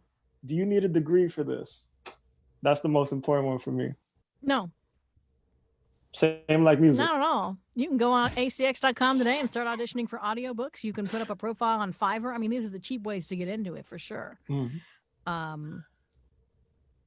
Okay. I don't have a profile on Fiverr, just so everybody knows. I've never done it that way. I know people that have. Yeah. I mean, it's fair. It's fair. You know, there are, you know, levels. It's a little bit like Walmart versus Whole Foods, which if you're not in the US, you probably don't know what I'm talking about. But, you know, it's you know, there are different rates and different levels of it, but for sure, if you're interested in it, absolutely. And I'll tell you, I think there's never been a better time to do it. Absolutely. Particularly with, you know, all this work at home stuff and everything. There is a ton of work. And if you like audiobooks, if long form is a thing that you really dig, audiobooks are an exponentially growing industry. There are way more audiobooks out there. I mean, there's plenty of work. Understood. Okay. Thank That's all. I'm cutting my tongue short so that way I don't have to spoil the sport. Well, we're definitely going to do one. I can already see it need to be done on on voice acting, because I mean this is a deep dive. Really, honestly, that's a deep dive topic. Heck, it's a whole sector of an industry. So yeah, of course. So thanks, Leo. What we looking like? What we got? Where we at? How many So questions? Any? we're 37 after the hour. I have some questions from Facebook to build upon what Satana was talking about from two of our attendees. Okay. So I think it's Dominique. I'm not sure if it's Dominic or Dominique Stansberry, but hey, have you got the chance to work or meet any of the guys like Rob Paulson or Debbie Derryberry? I've been in webinars with Debbie Derryberry. There is a tweet somewhere out there of me dancing with Nancy, Bart Simpson, Nancy Cartwright. That's a lady? Which was really fun. Hold on, that's a lady?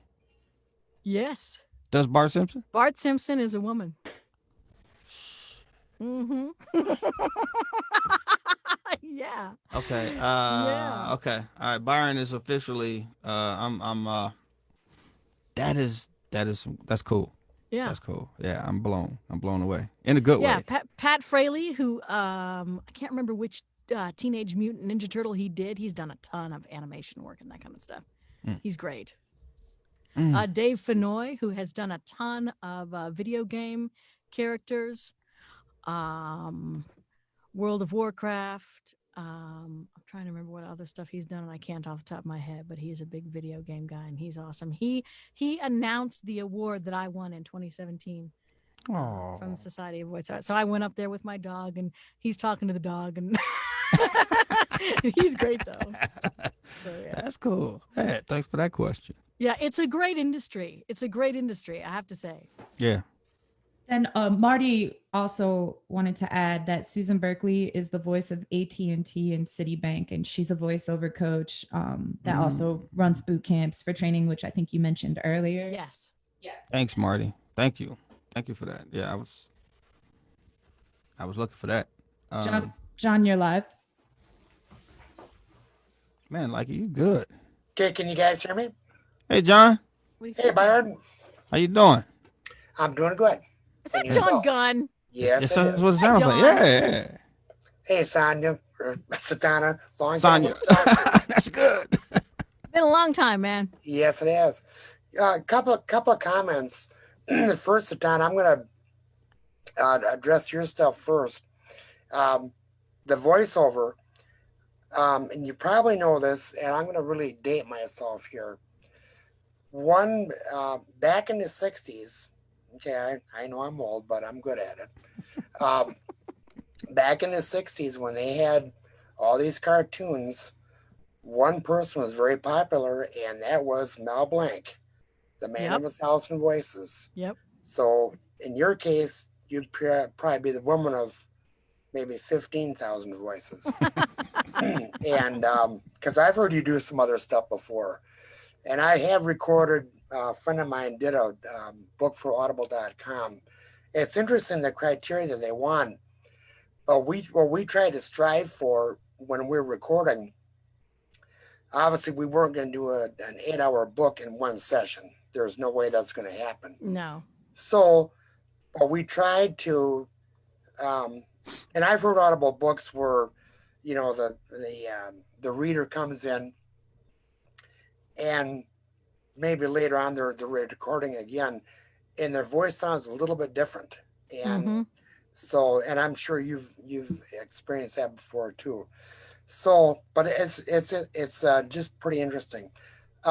Denise, for you, when you, boy, this playlist, I took Byron and I were talking a couple weeks ago or whatever, and I said, I just can't get my head around playlists. And by God, you really summed it up pretty well. One question I have for you is, do you have loop record on when you're doing those, the playlist? I suspect you do, but I don't know. But boy, that was really wonderful. So That's all I've got. And you guys really are doing a great job on this. You really are. And even you, Byron. This this coming from a As an Packer fan. afterthought, even you, Well, Byron. There you well, go. Byron, Tim and I have this running thing, but he's from Illinois. It's not his fault. And I'm from central Wisconsin, so I think that's all about it. Oh, So wow. okay, Man, but anyway, thanks a lot. This is really good. man, It's thank you, buddy. wonderful. Yeah. Okay, I'll let you guys carry it. But thanks again. Thank you, John. Nice to hear from you. Okay. I use the look back stuff if, for instance, I want to address a specific phrase or word or something from the playlists. I do like to do that because that way I don't have to go and play each time I move to a new playlist, so it's pretty, it makes your workflow really, it's efficient.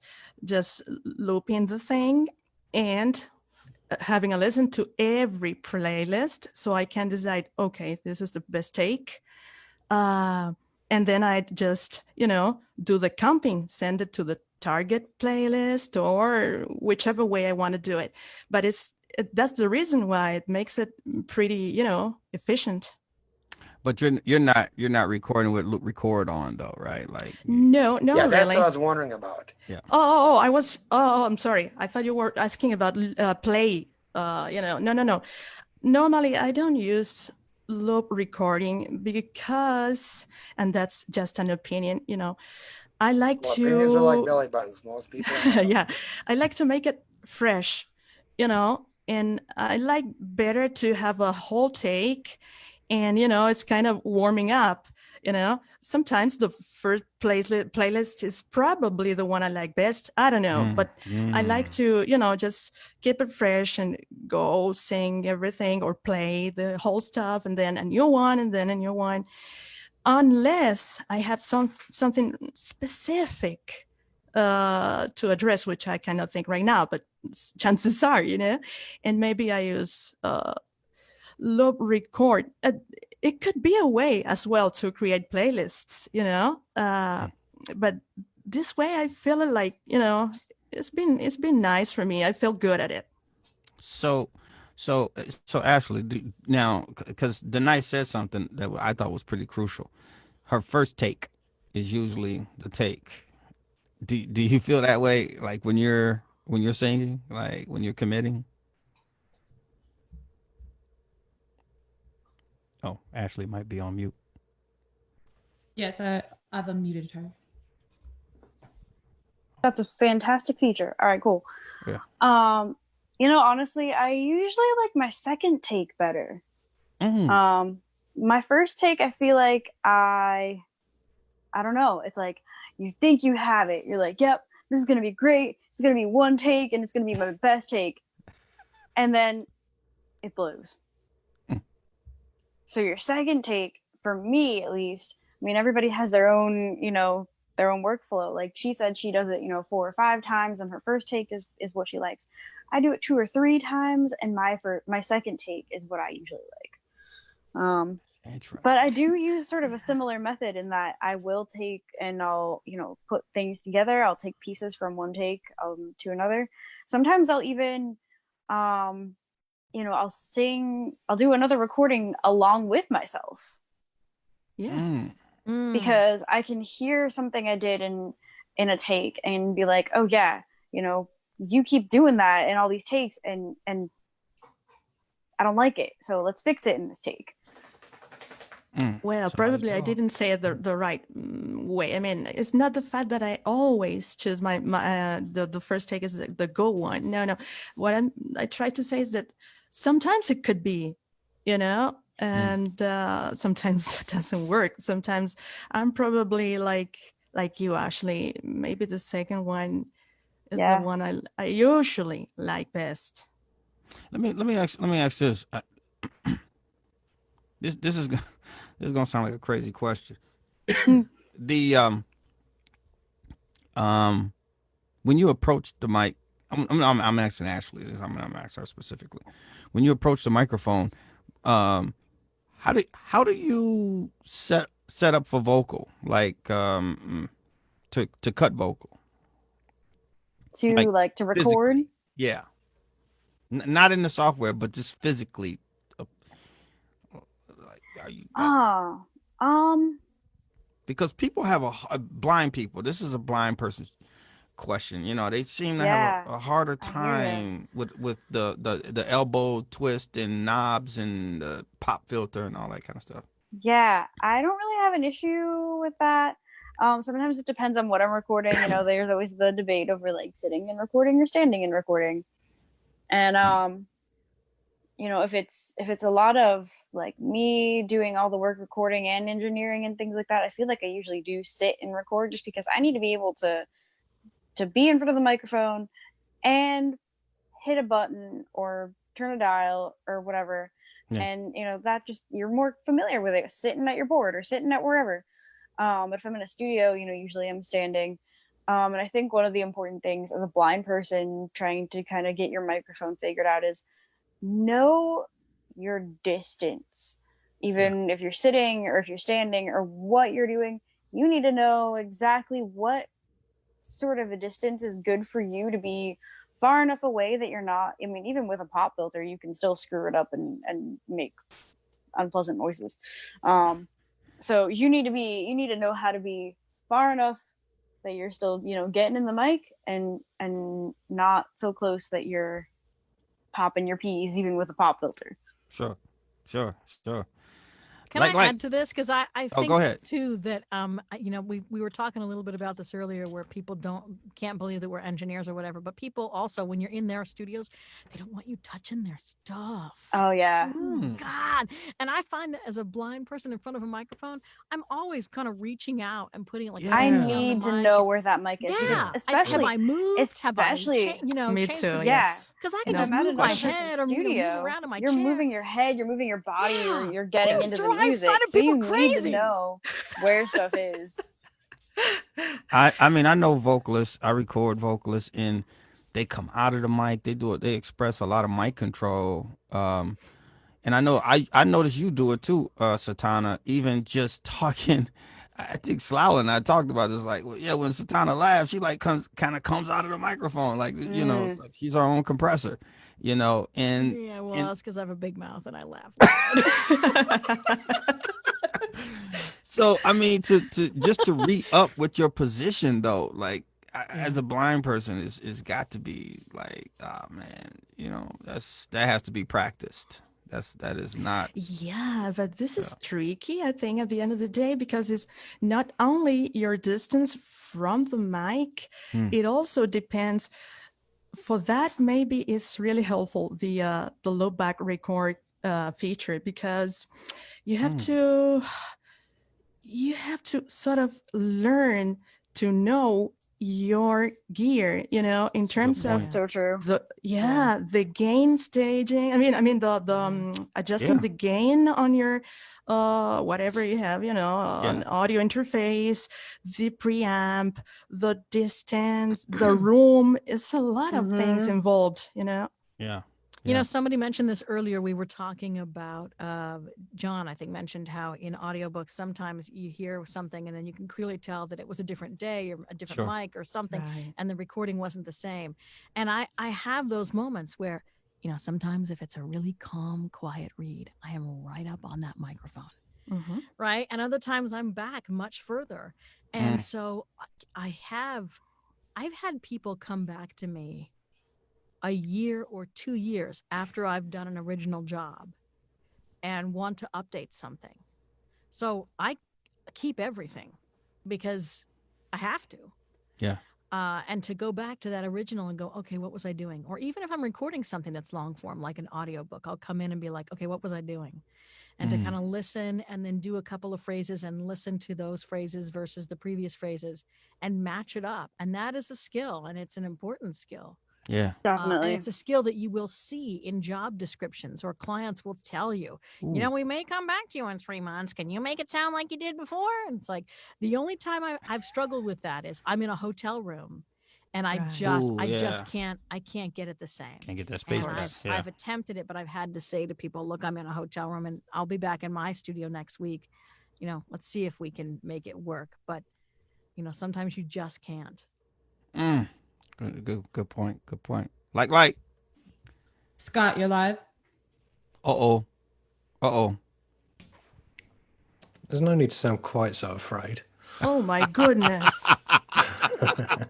Uh-oh. Mr. So Chesworth. I got a couple of questions, one for Satorna and one for everybody.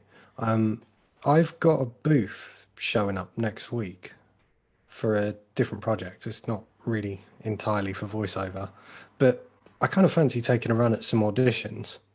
And so over the last couple of weeks, I've just been sort of keeping a lookout for good bits of copy that I think are well written and stuff that I think I'm going to be able to read convincingly. And just sort of pulling those together with the idea of I'll just take an afternoon, take a rip through all those and build myself a fake demo reel. Is there anything drastically wrong with that approach? Should I be doing it differently or? It's not drastically wrong. I mean, you know, if you're looking at this from a hobbyist perspective and you're just kind of, you know, gonna keep your day job kind of thing, and you want to just play around and see what happens, yeah, Yeah, it I'm just works. experimenting. It's You another know, income yeah, why stream, not? potentially. I mean, like I said, my husband did a couple of audiobooks. Yeah. And you would be shocked at the number of people on acx.com who will put up their commercial demos or their e-learning demos or their promo demos. And it's like, you know, this is an audiobook site. Nobody wants to hear your commercial radio copy. We don't care. You know, put up a demo that demonstrates you reading some kind of audiobook. I don't think I'm a good enough reader to I'm do not saying that you're gonna. audiobooks. I'm not saying that you're gonna read the audiobook. What I'm Yeah. trying to answer your question, which is that when you do that, like what I did with Tom, is he did a couple of audiobook auditions, and we just Right. put those up as his sample demos. And then he was at the top of the search pile, and somebody booked him within 24 hours because they saw him. So if you have something, again, your quality matters. So if you have kind of what they're looking for, and it doesn't really matter what you're reading too much. I mean, you know, again, there are levels and blah, blah, blah. And, you know, you're not talking about some agency. You're just talking about whatever. So, yeah, go for it. Okay. So just something that's clean, sounds good, Yeah. and the actual content doesn't matter too much. You know, I think it depends on what you're trying to achieve, but ultimately, and you know, and where you're putting it. If you're trying to make a reel, you know, in a lot of places they're going sort of toward single samples with a lot of tagging. Okay. So, you know, actually putting up almost an entire 30-second radio ad, but you're tagging it as a radio ad, and it's a radio ad where you sound like a millennial, happy, upbeat, versus the radio ad where you sound like you're doing a healthcare read for an insurance company. And you know what I mean? Like, to do a radio ad for a law firm where you're talking about car accidents is different than doing it for, you know, your local department store, right? So you can put both of those on a demo reel, or you can make two separate samples and you can put them up and tag them separately, and they're more searchable. This is when we get into the work of voiceover, which is sort of all the administrative stuff and the tagging, all of this SEO and keywords that, you know, make you jump out when you have all that stuff done. I mean, I'm pretty good at tagging. I don't think I'm going to convince anybody that I'm happy or upbeat, but yeah, okay, I'll keep an eye on the tagging. And then, cheers, that's really helpful. And then second question, this one's for everyone. I administrate Reaper accessibility groups, two fairly busy ones. And Satorna touched on the whole WhatsApp group email list stuff being pretty male dominated, which is definitely true for the groups that I administrate.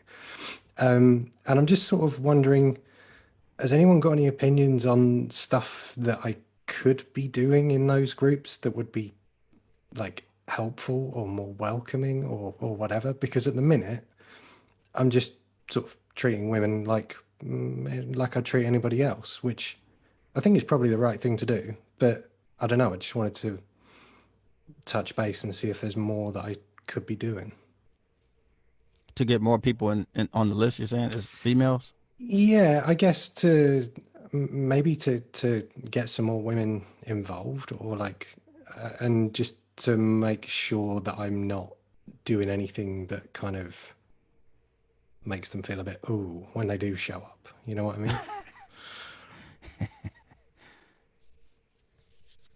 I don't know. It's a pretty open-ended question. The answer might be no.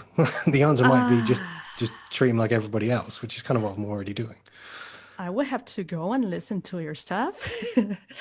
As far as the audio rant table, I would say it's pretty awesome. So no, I mean, probably the first question to address is that many ladies or girls or something, how many of them are all really involved in this type of stuff?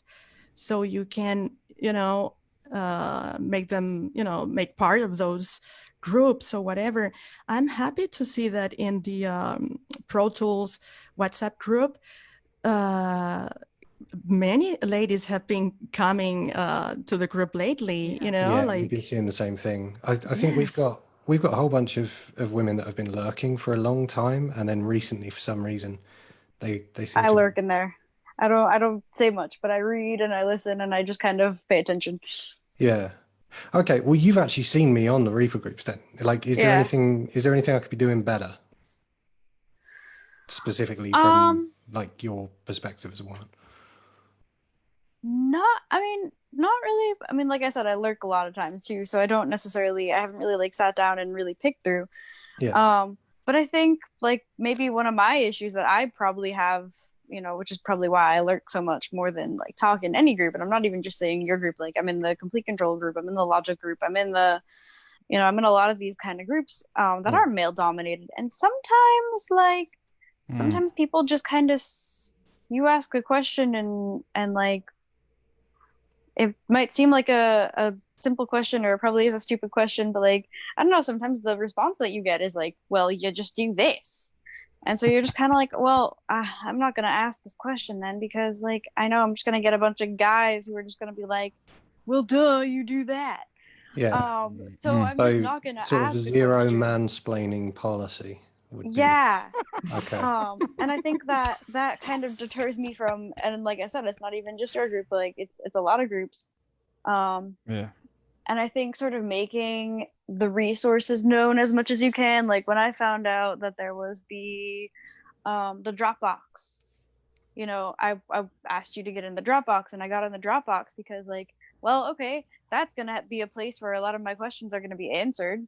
Because there's so much information in there. So like make the resources more known. Like, I don't know, there probably already is a website and I'm just not observant enough to know that there is one, but like a comprehensive location that says we have a WhatsApp group, we have a Dropbox thingy, we have the email list, we have whatever the other little subsets that there are, because somebody might not feel comfortable. We're working towards that, but it's it's like, man, it's Reaperville, so it's in a constant state of we're nearly doing it. Like it's like different people are comfortable in different settings. Some people would rather write it out. Mm-hmm. Some people would rather speak it.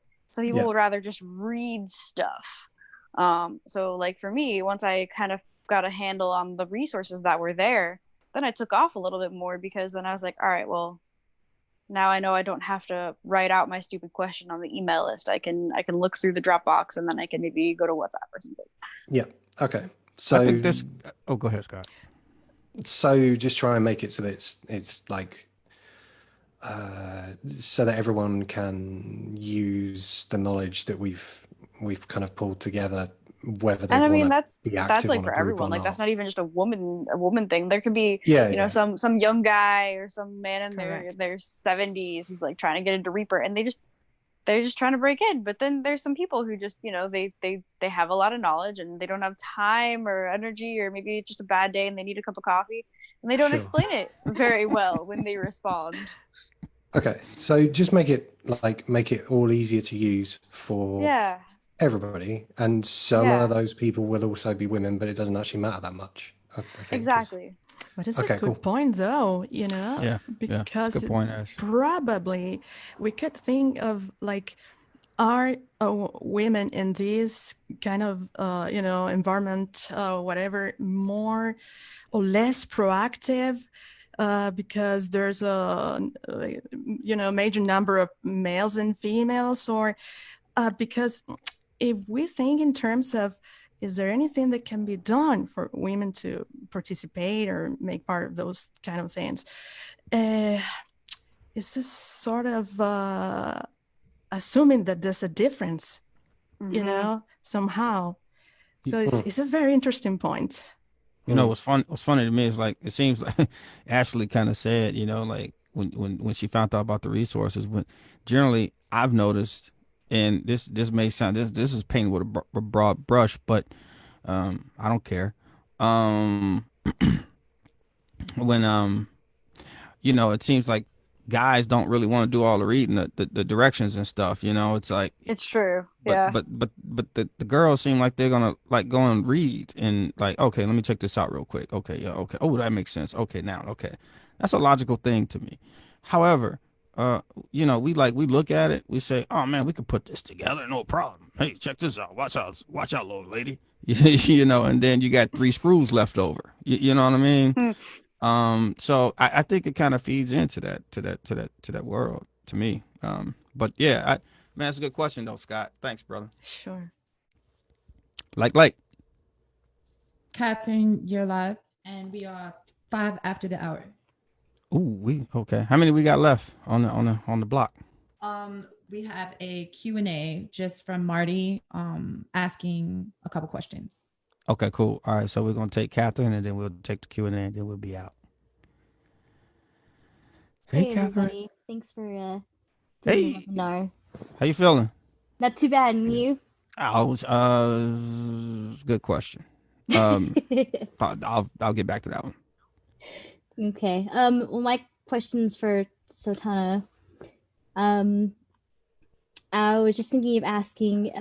So when you're doing like a really involved project, like an audio drama or an audio book, or something that's gonna, like I said, something that's involved and gonna take a while and stuff. Do you take notes or record yourself or do any kind of something to help reference and make sure that you're consistent? Because every Like now and between again, different once characters? in a blue moon, like gold dust, I'll listen to something, whether it's an audiobook or audio drama or play or something, and the accent or voice or character thing won't be consistent. So Yeah. I have to say that the majority of what I do is not that. Even when I do audiobooks, I love nonfiction. It's just me. I just like nonfiction. okay. And so but yes, in terms of what you're saying, yeah, I do. I will, particularly if I'm doing a video game or what you're talking about, an audiobook. Yes, I will make notes or do reference recordings so that I have an idea. And of course, with something that's fiction like that, you can't cold read it. You can't. I mean, you can, but it's terrible. At least I think it is. You gotta read the book and know what's gonna happen.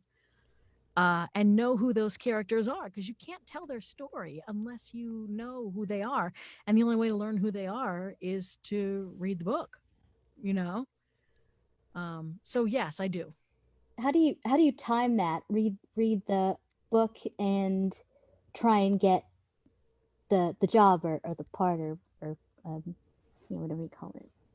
How do you time that to to try and So there's an audition that happens, and auditions are the wonderful thing about this industry is that, unlike writing a book in the older days where you sent your book off to a ton of publishers and you got back a bunch of rejection letters, you don't get rejection letters. you either they hire you or they don't. But when they don't, most of the time you don't even know.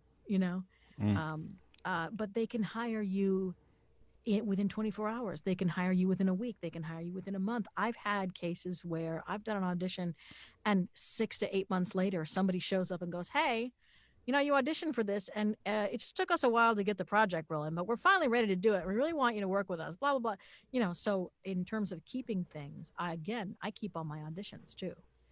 that's good. You have to.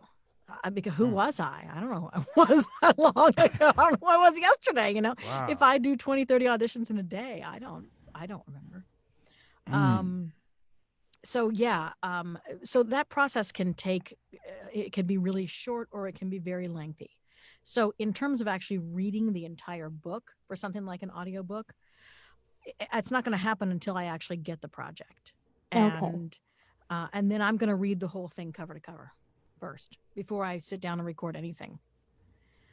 And as I read, I'm going to notate who the characters are, right? I'm going to write things down about them and things like that, and then come back and start that process. And there are some people like Scott Brick who will talk about, he'll read, and then he'll end up having to come back at the end and redo chapter 1.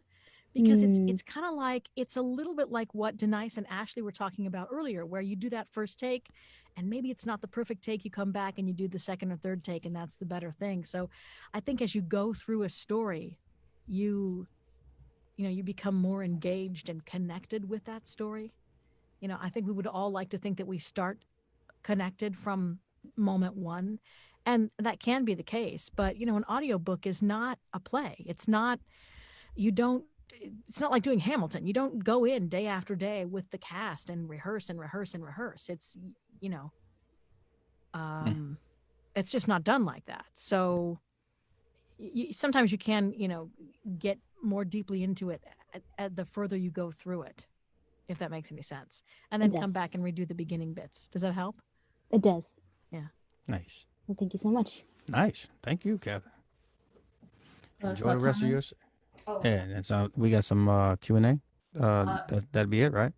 Yes, Marty, just to build upon the question that was just asked, wanted to know, how do you read a script live if you're not fast at Braille as a reader? And then also, do you record with headphones on? Depends on how I'm feeling as to whether I record with headphones on. Sometimes I do, sometimes I don't. Whenever I am in a session with a client, obviously I have to. Because I don't want my speech chit-chatting at the client, and I want their background noise to not interfere with my recording as well. So yes, I have headphones on whenever I'm in a client-directed session. But much of the time when I'm not in a client-directed session, no, I don't record with headphones on. Mm-hmm. I think that's a really great question about if you're not a fast Braille reader, what do you do? There are people, Pete Gustin is one of them, who have sort of developed this skill of listening to the speech, read him the copy, and then speaking it. You have to remember that most of us turn our speech up really fast, and it talks really quickly, and we can understand it really fast because we're used to it, right? There's definitely a talent to being able to. There was a point when I was in college that I didn't have a Braille display. I didn't have one. I hadn't asked the state for one, and I didn't have the money to get one. And so when I was called upon actually, I used to be called upon during Spanish. So not only was I trying to read, Spanish, but I was trying to read it with voiceover, who wasn't really. I hadn't quite figured out that you can, switch your voices and things. So I'm listening to Alex speak Espanol, which doesn't really work so hot, and I'm trying to read it back, and it sounds horrible, and it was horrible. It would have been a lot better with either a Braille display or a synthesizer that could speak Spanish, but I didn't have either at the time. because I just didn't think ahead that semester, and I had to figure it out really fast. I had to figure out how to read from my speech. Yeah. And now, I mean, if somebody sent me a text message, an article, and anything, and voiceover is reading it or Jaws is reading it, I can do it. I don't know if I could do it for long periods of time. I don't know. I've never tried doing like an audiobook with it. That's when you might want to like start investing in some braille skills or something. But if it's like I've done little because I do all kinds of like freelance little side jobs and things like that, and I've done like 30-second audio clips and yeah, and you just listen to the speech and you just go with it. Yeah, it is a skill and it does require practice, but there are people who do it really, really it's well. doable. Clearly, Ashley, you're one of them. And what I was going to say too is, with voiceover, generally speaking, you are not talking nearly as fast as we're used to hearing speech. So you really can slow that speech down and work with it that way. And, again, this goes back to the beauty of your own studio. You don't have to do directed sessions with people. Because what often happens in a directed session is that they will add alt lines or they will change the script or that, so, I mean, you can do that with speech. I guess it depends on how good your skill set is with reading from speech. I think it's completely possible, but again, you just got to practice it. But that's the issue I come up with people who are blind that want to do voiceover is they somehow think that there's, how are they going to read?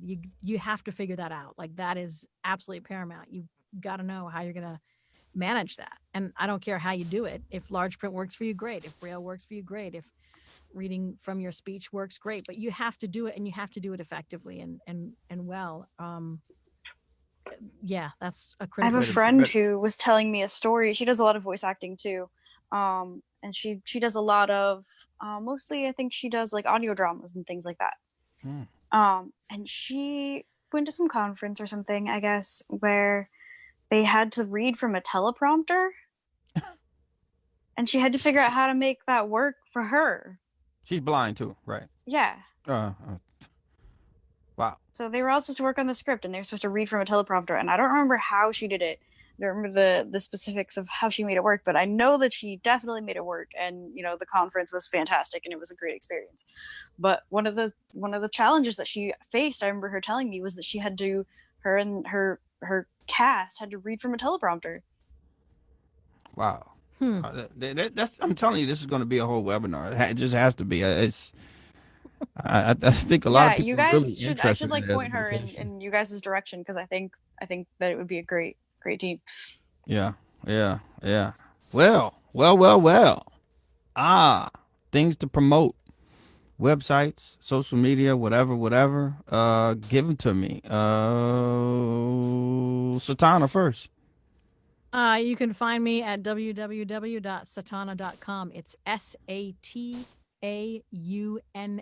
S like Sierra, AT like Tango, U like uniform, N like November, A.com. And I'm also at satana@gmail.com if you want to email me.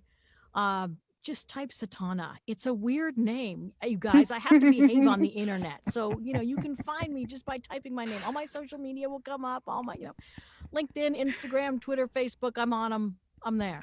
So. She's there. Denise Bautista. Okay, same thing. Twitter, Instagram. Like, not Instagram. Denise, 2 letters B. Denise B.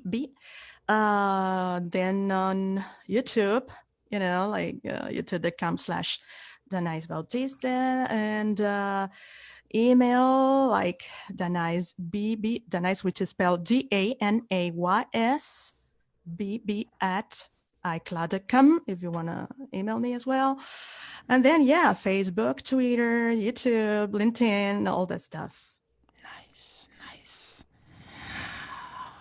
Oh, Ashley.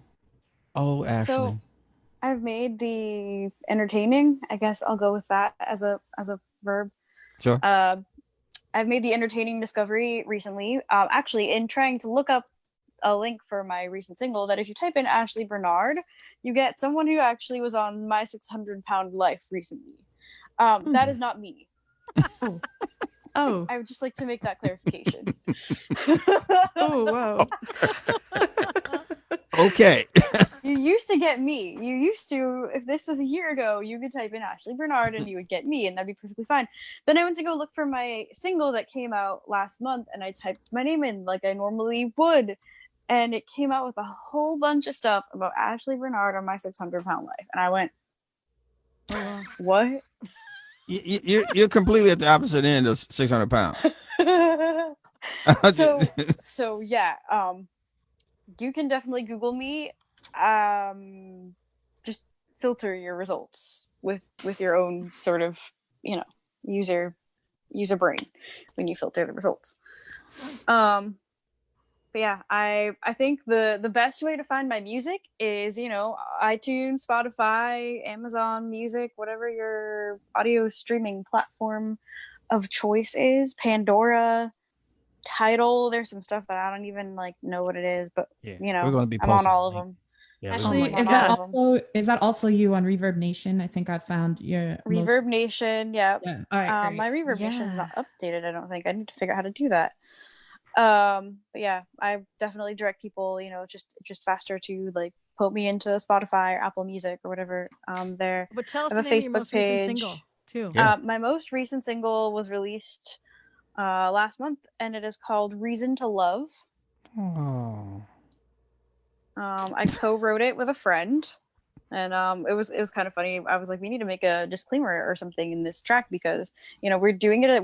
We co-wrote it. We, you know, co-produced it, and then we sang on it together as a duet. So to the unsuspecting eye, it probably looks like me and this other woman are together, which is like, I don't have an issue to that. Like, that's totally fine. You'll like, you know, but everybody that's not what it swings their was. own different way. Yeah, But yeah. that's not what that's not what this is.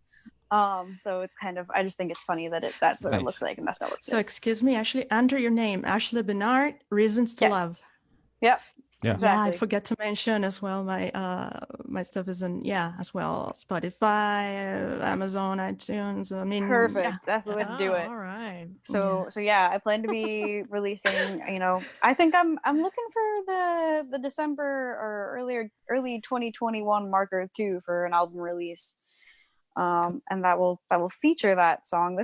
That was when we did that. We just did it sort of as a spur of the moment thing, and it just kickstarted me wanting to make a whole album. So I'm definitely looking at Nice. you know, end of the year type of release for something new. But I've got other stuff up there. Like I said, I had 2 other releases before I started doing this stuff. Nice. So there's plenty of stuff to go through, and I have a Facebook page.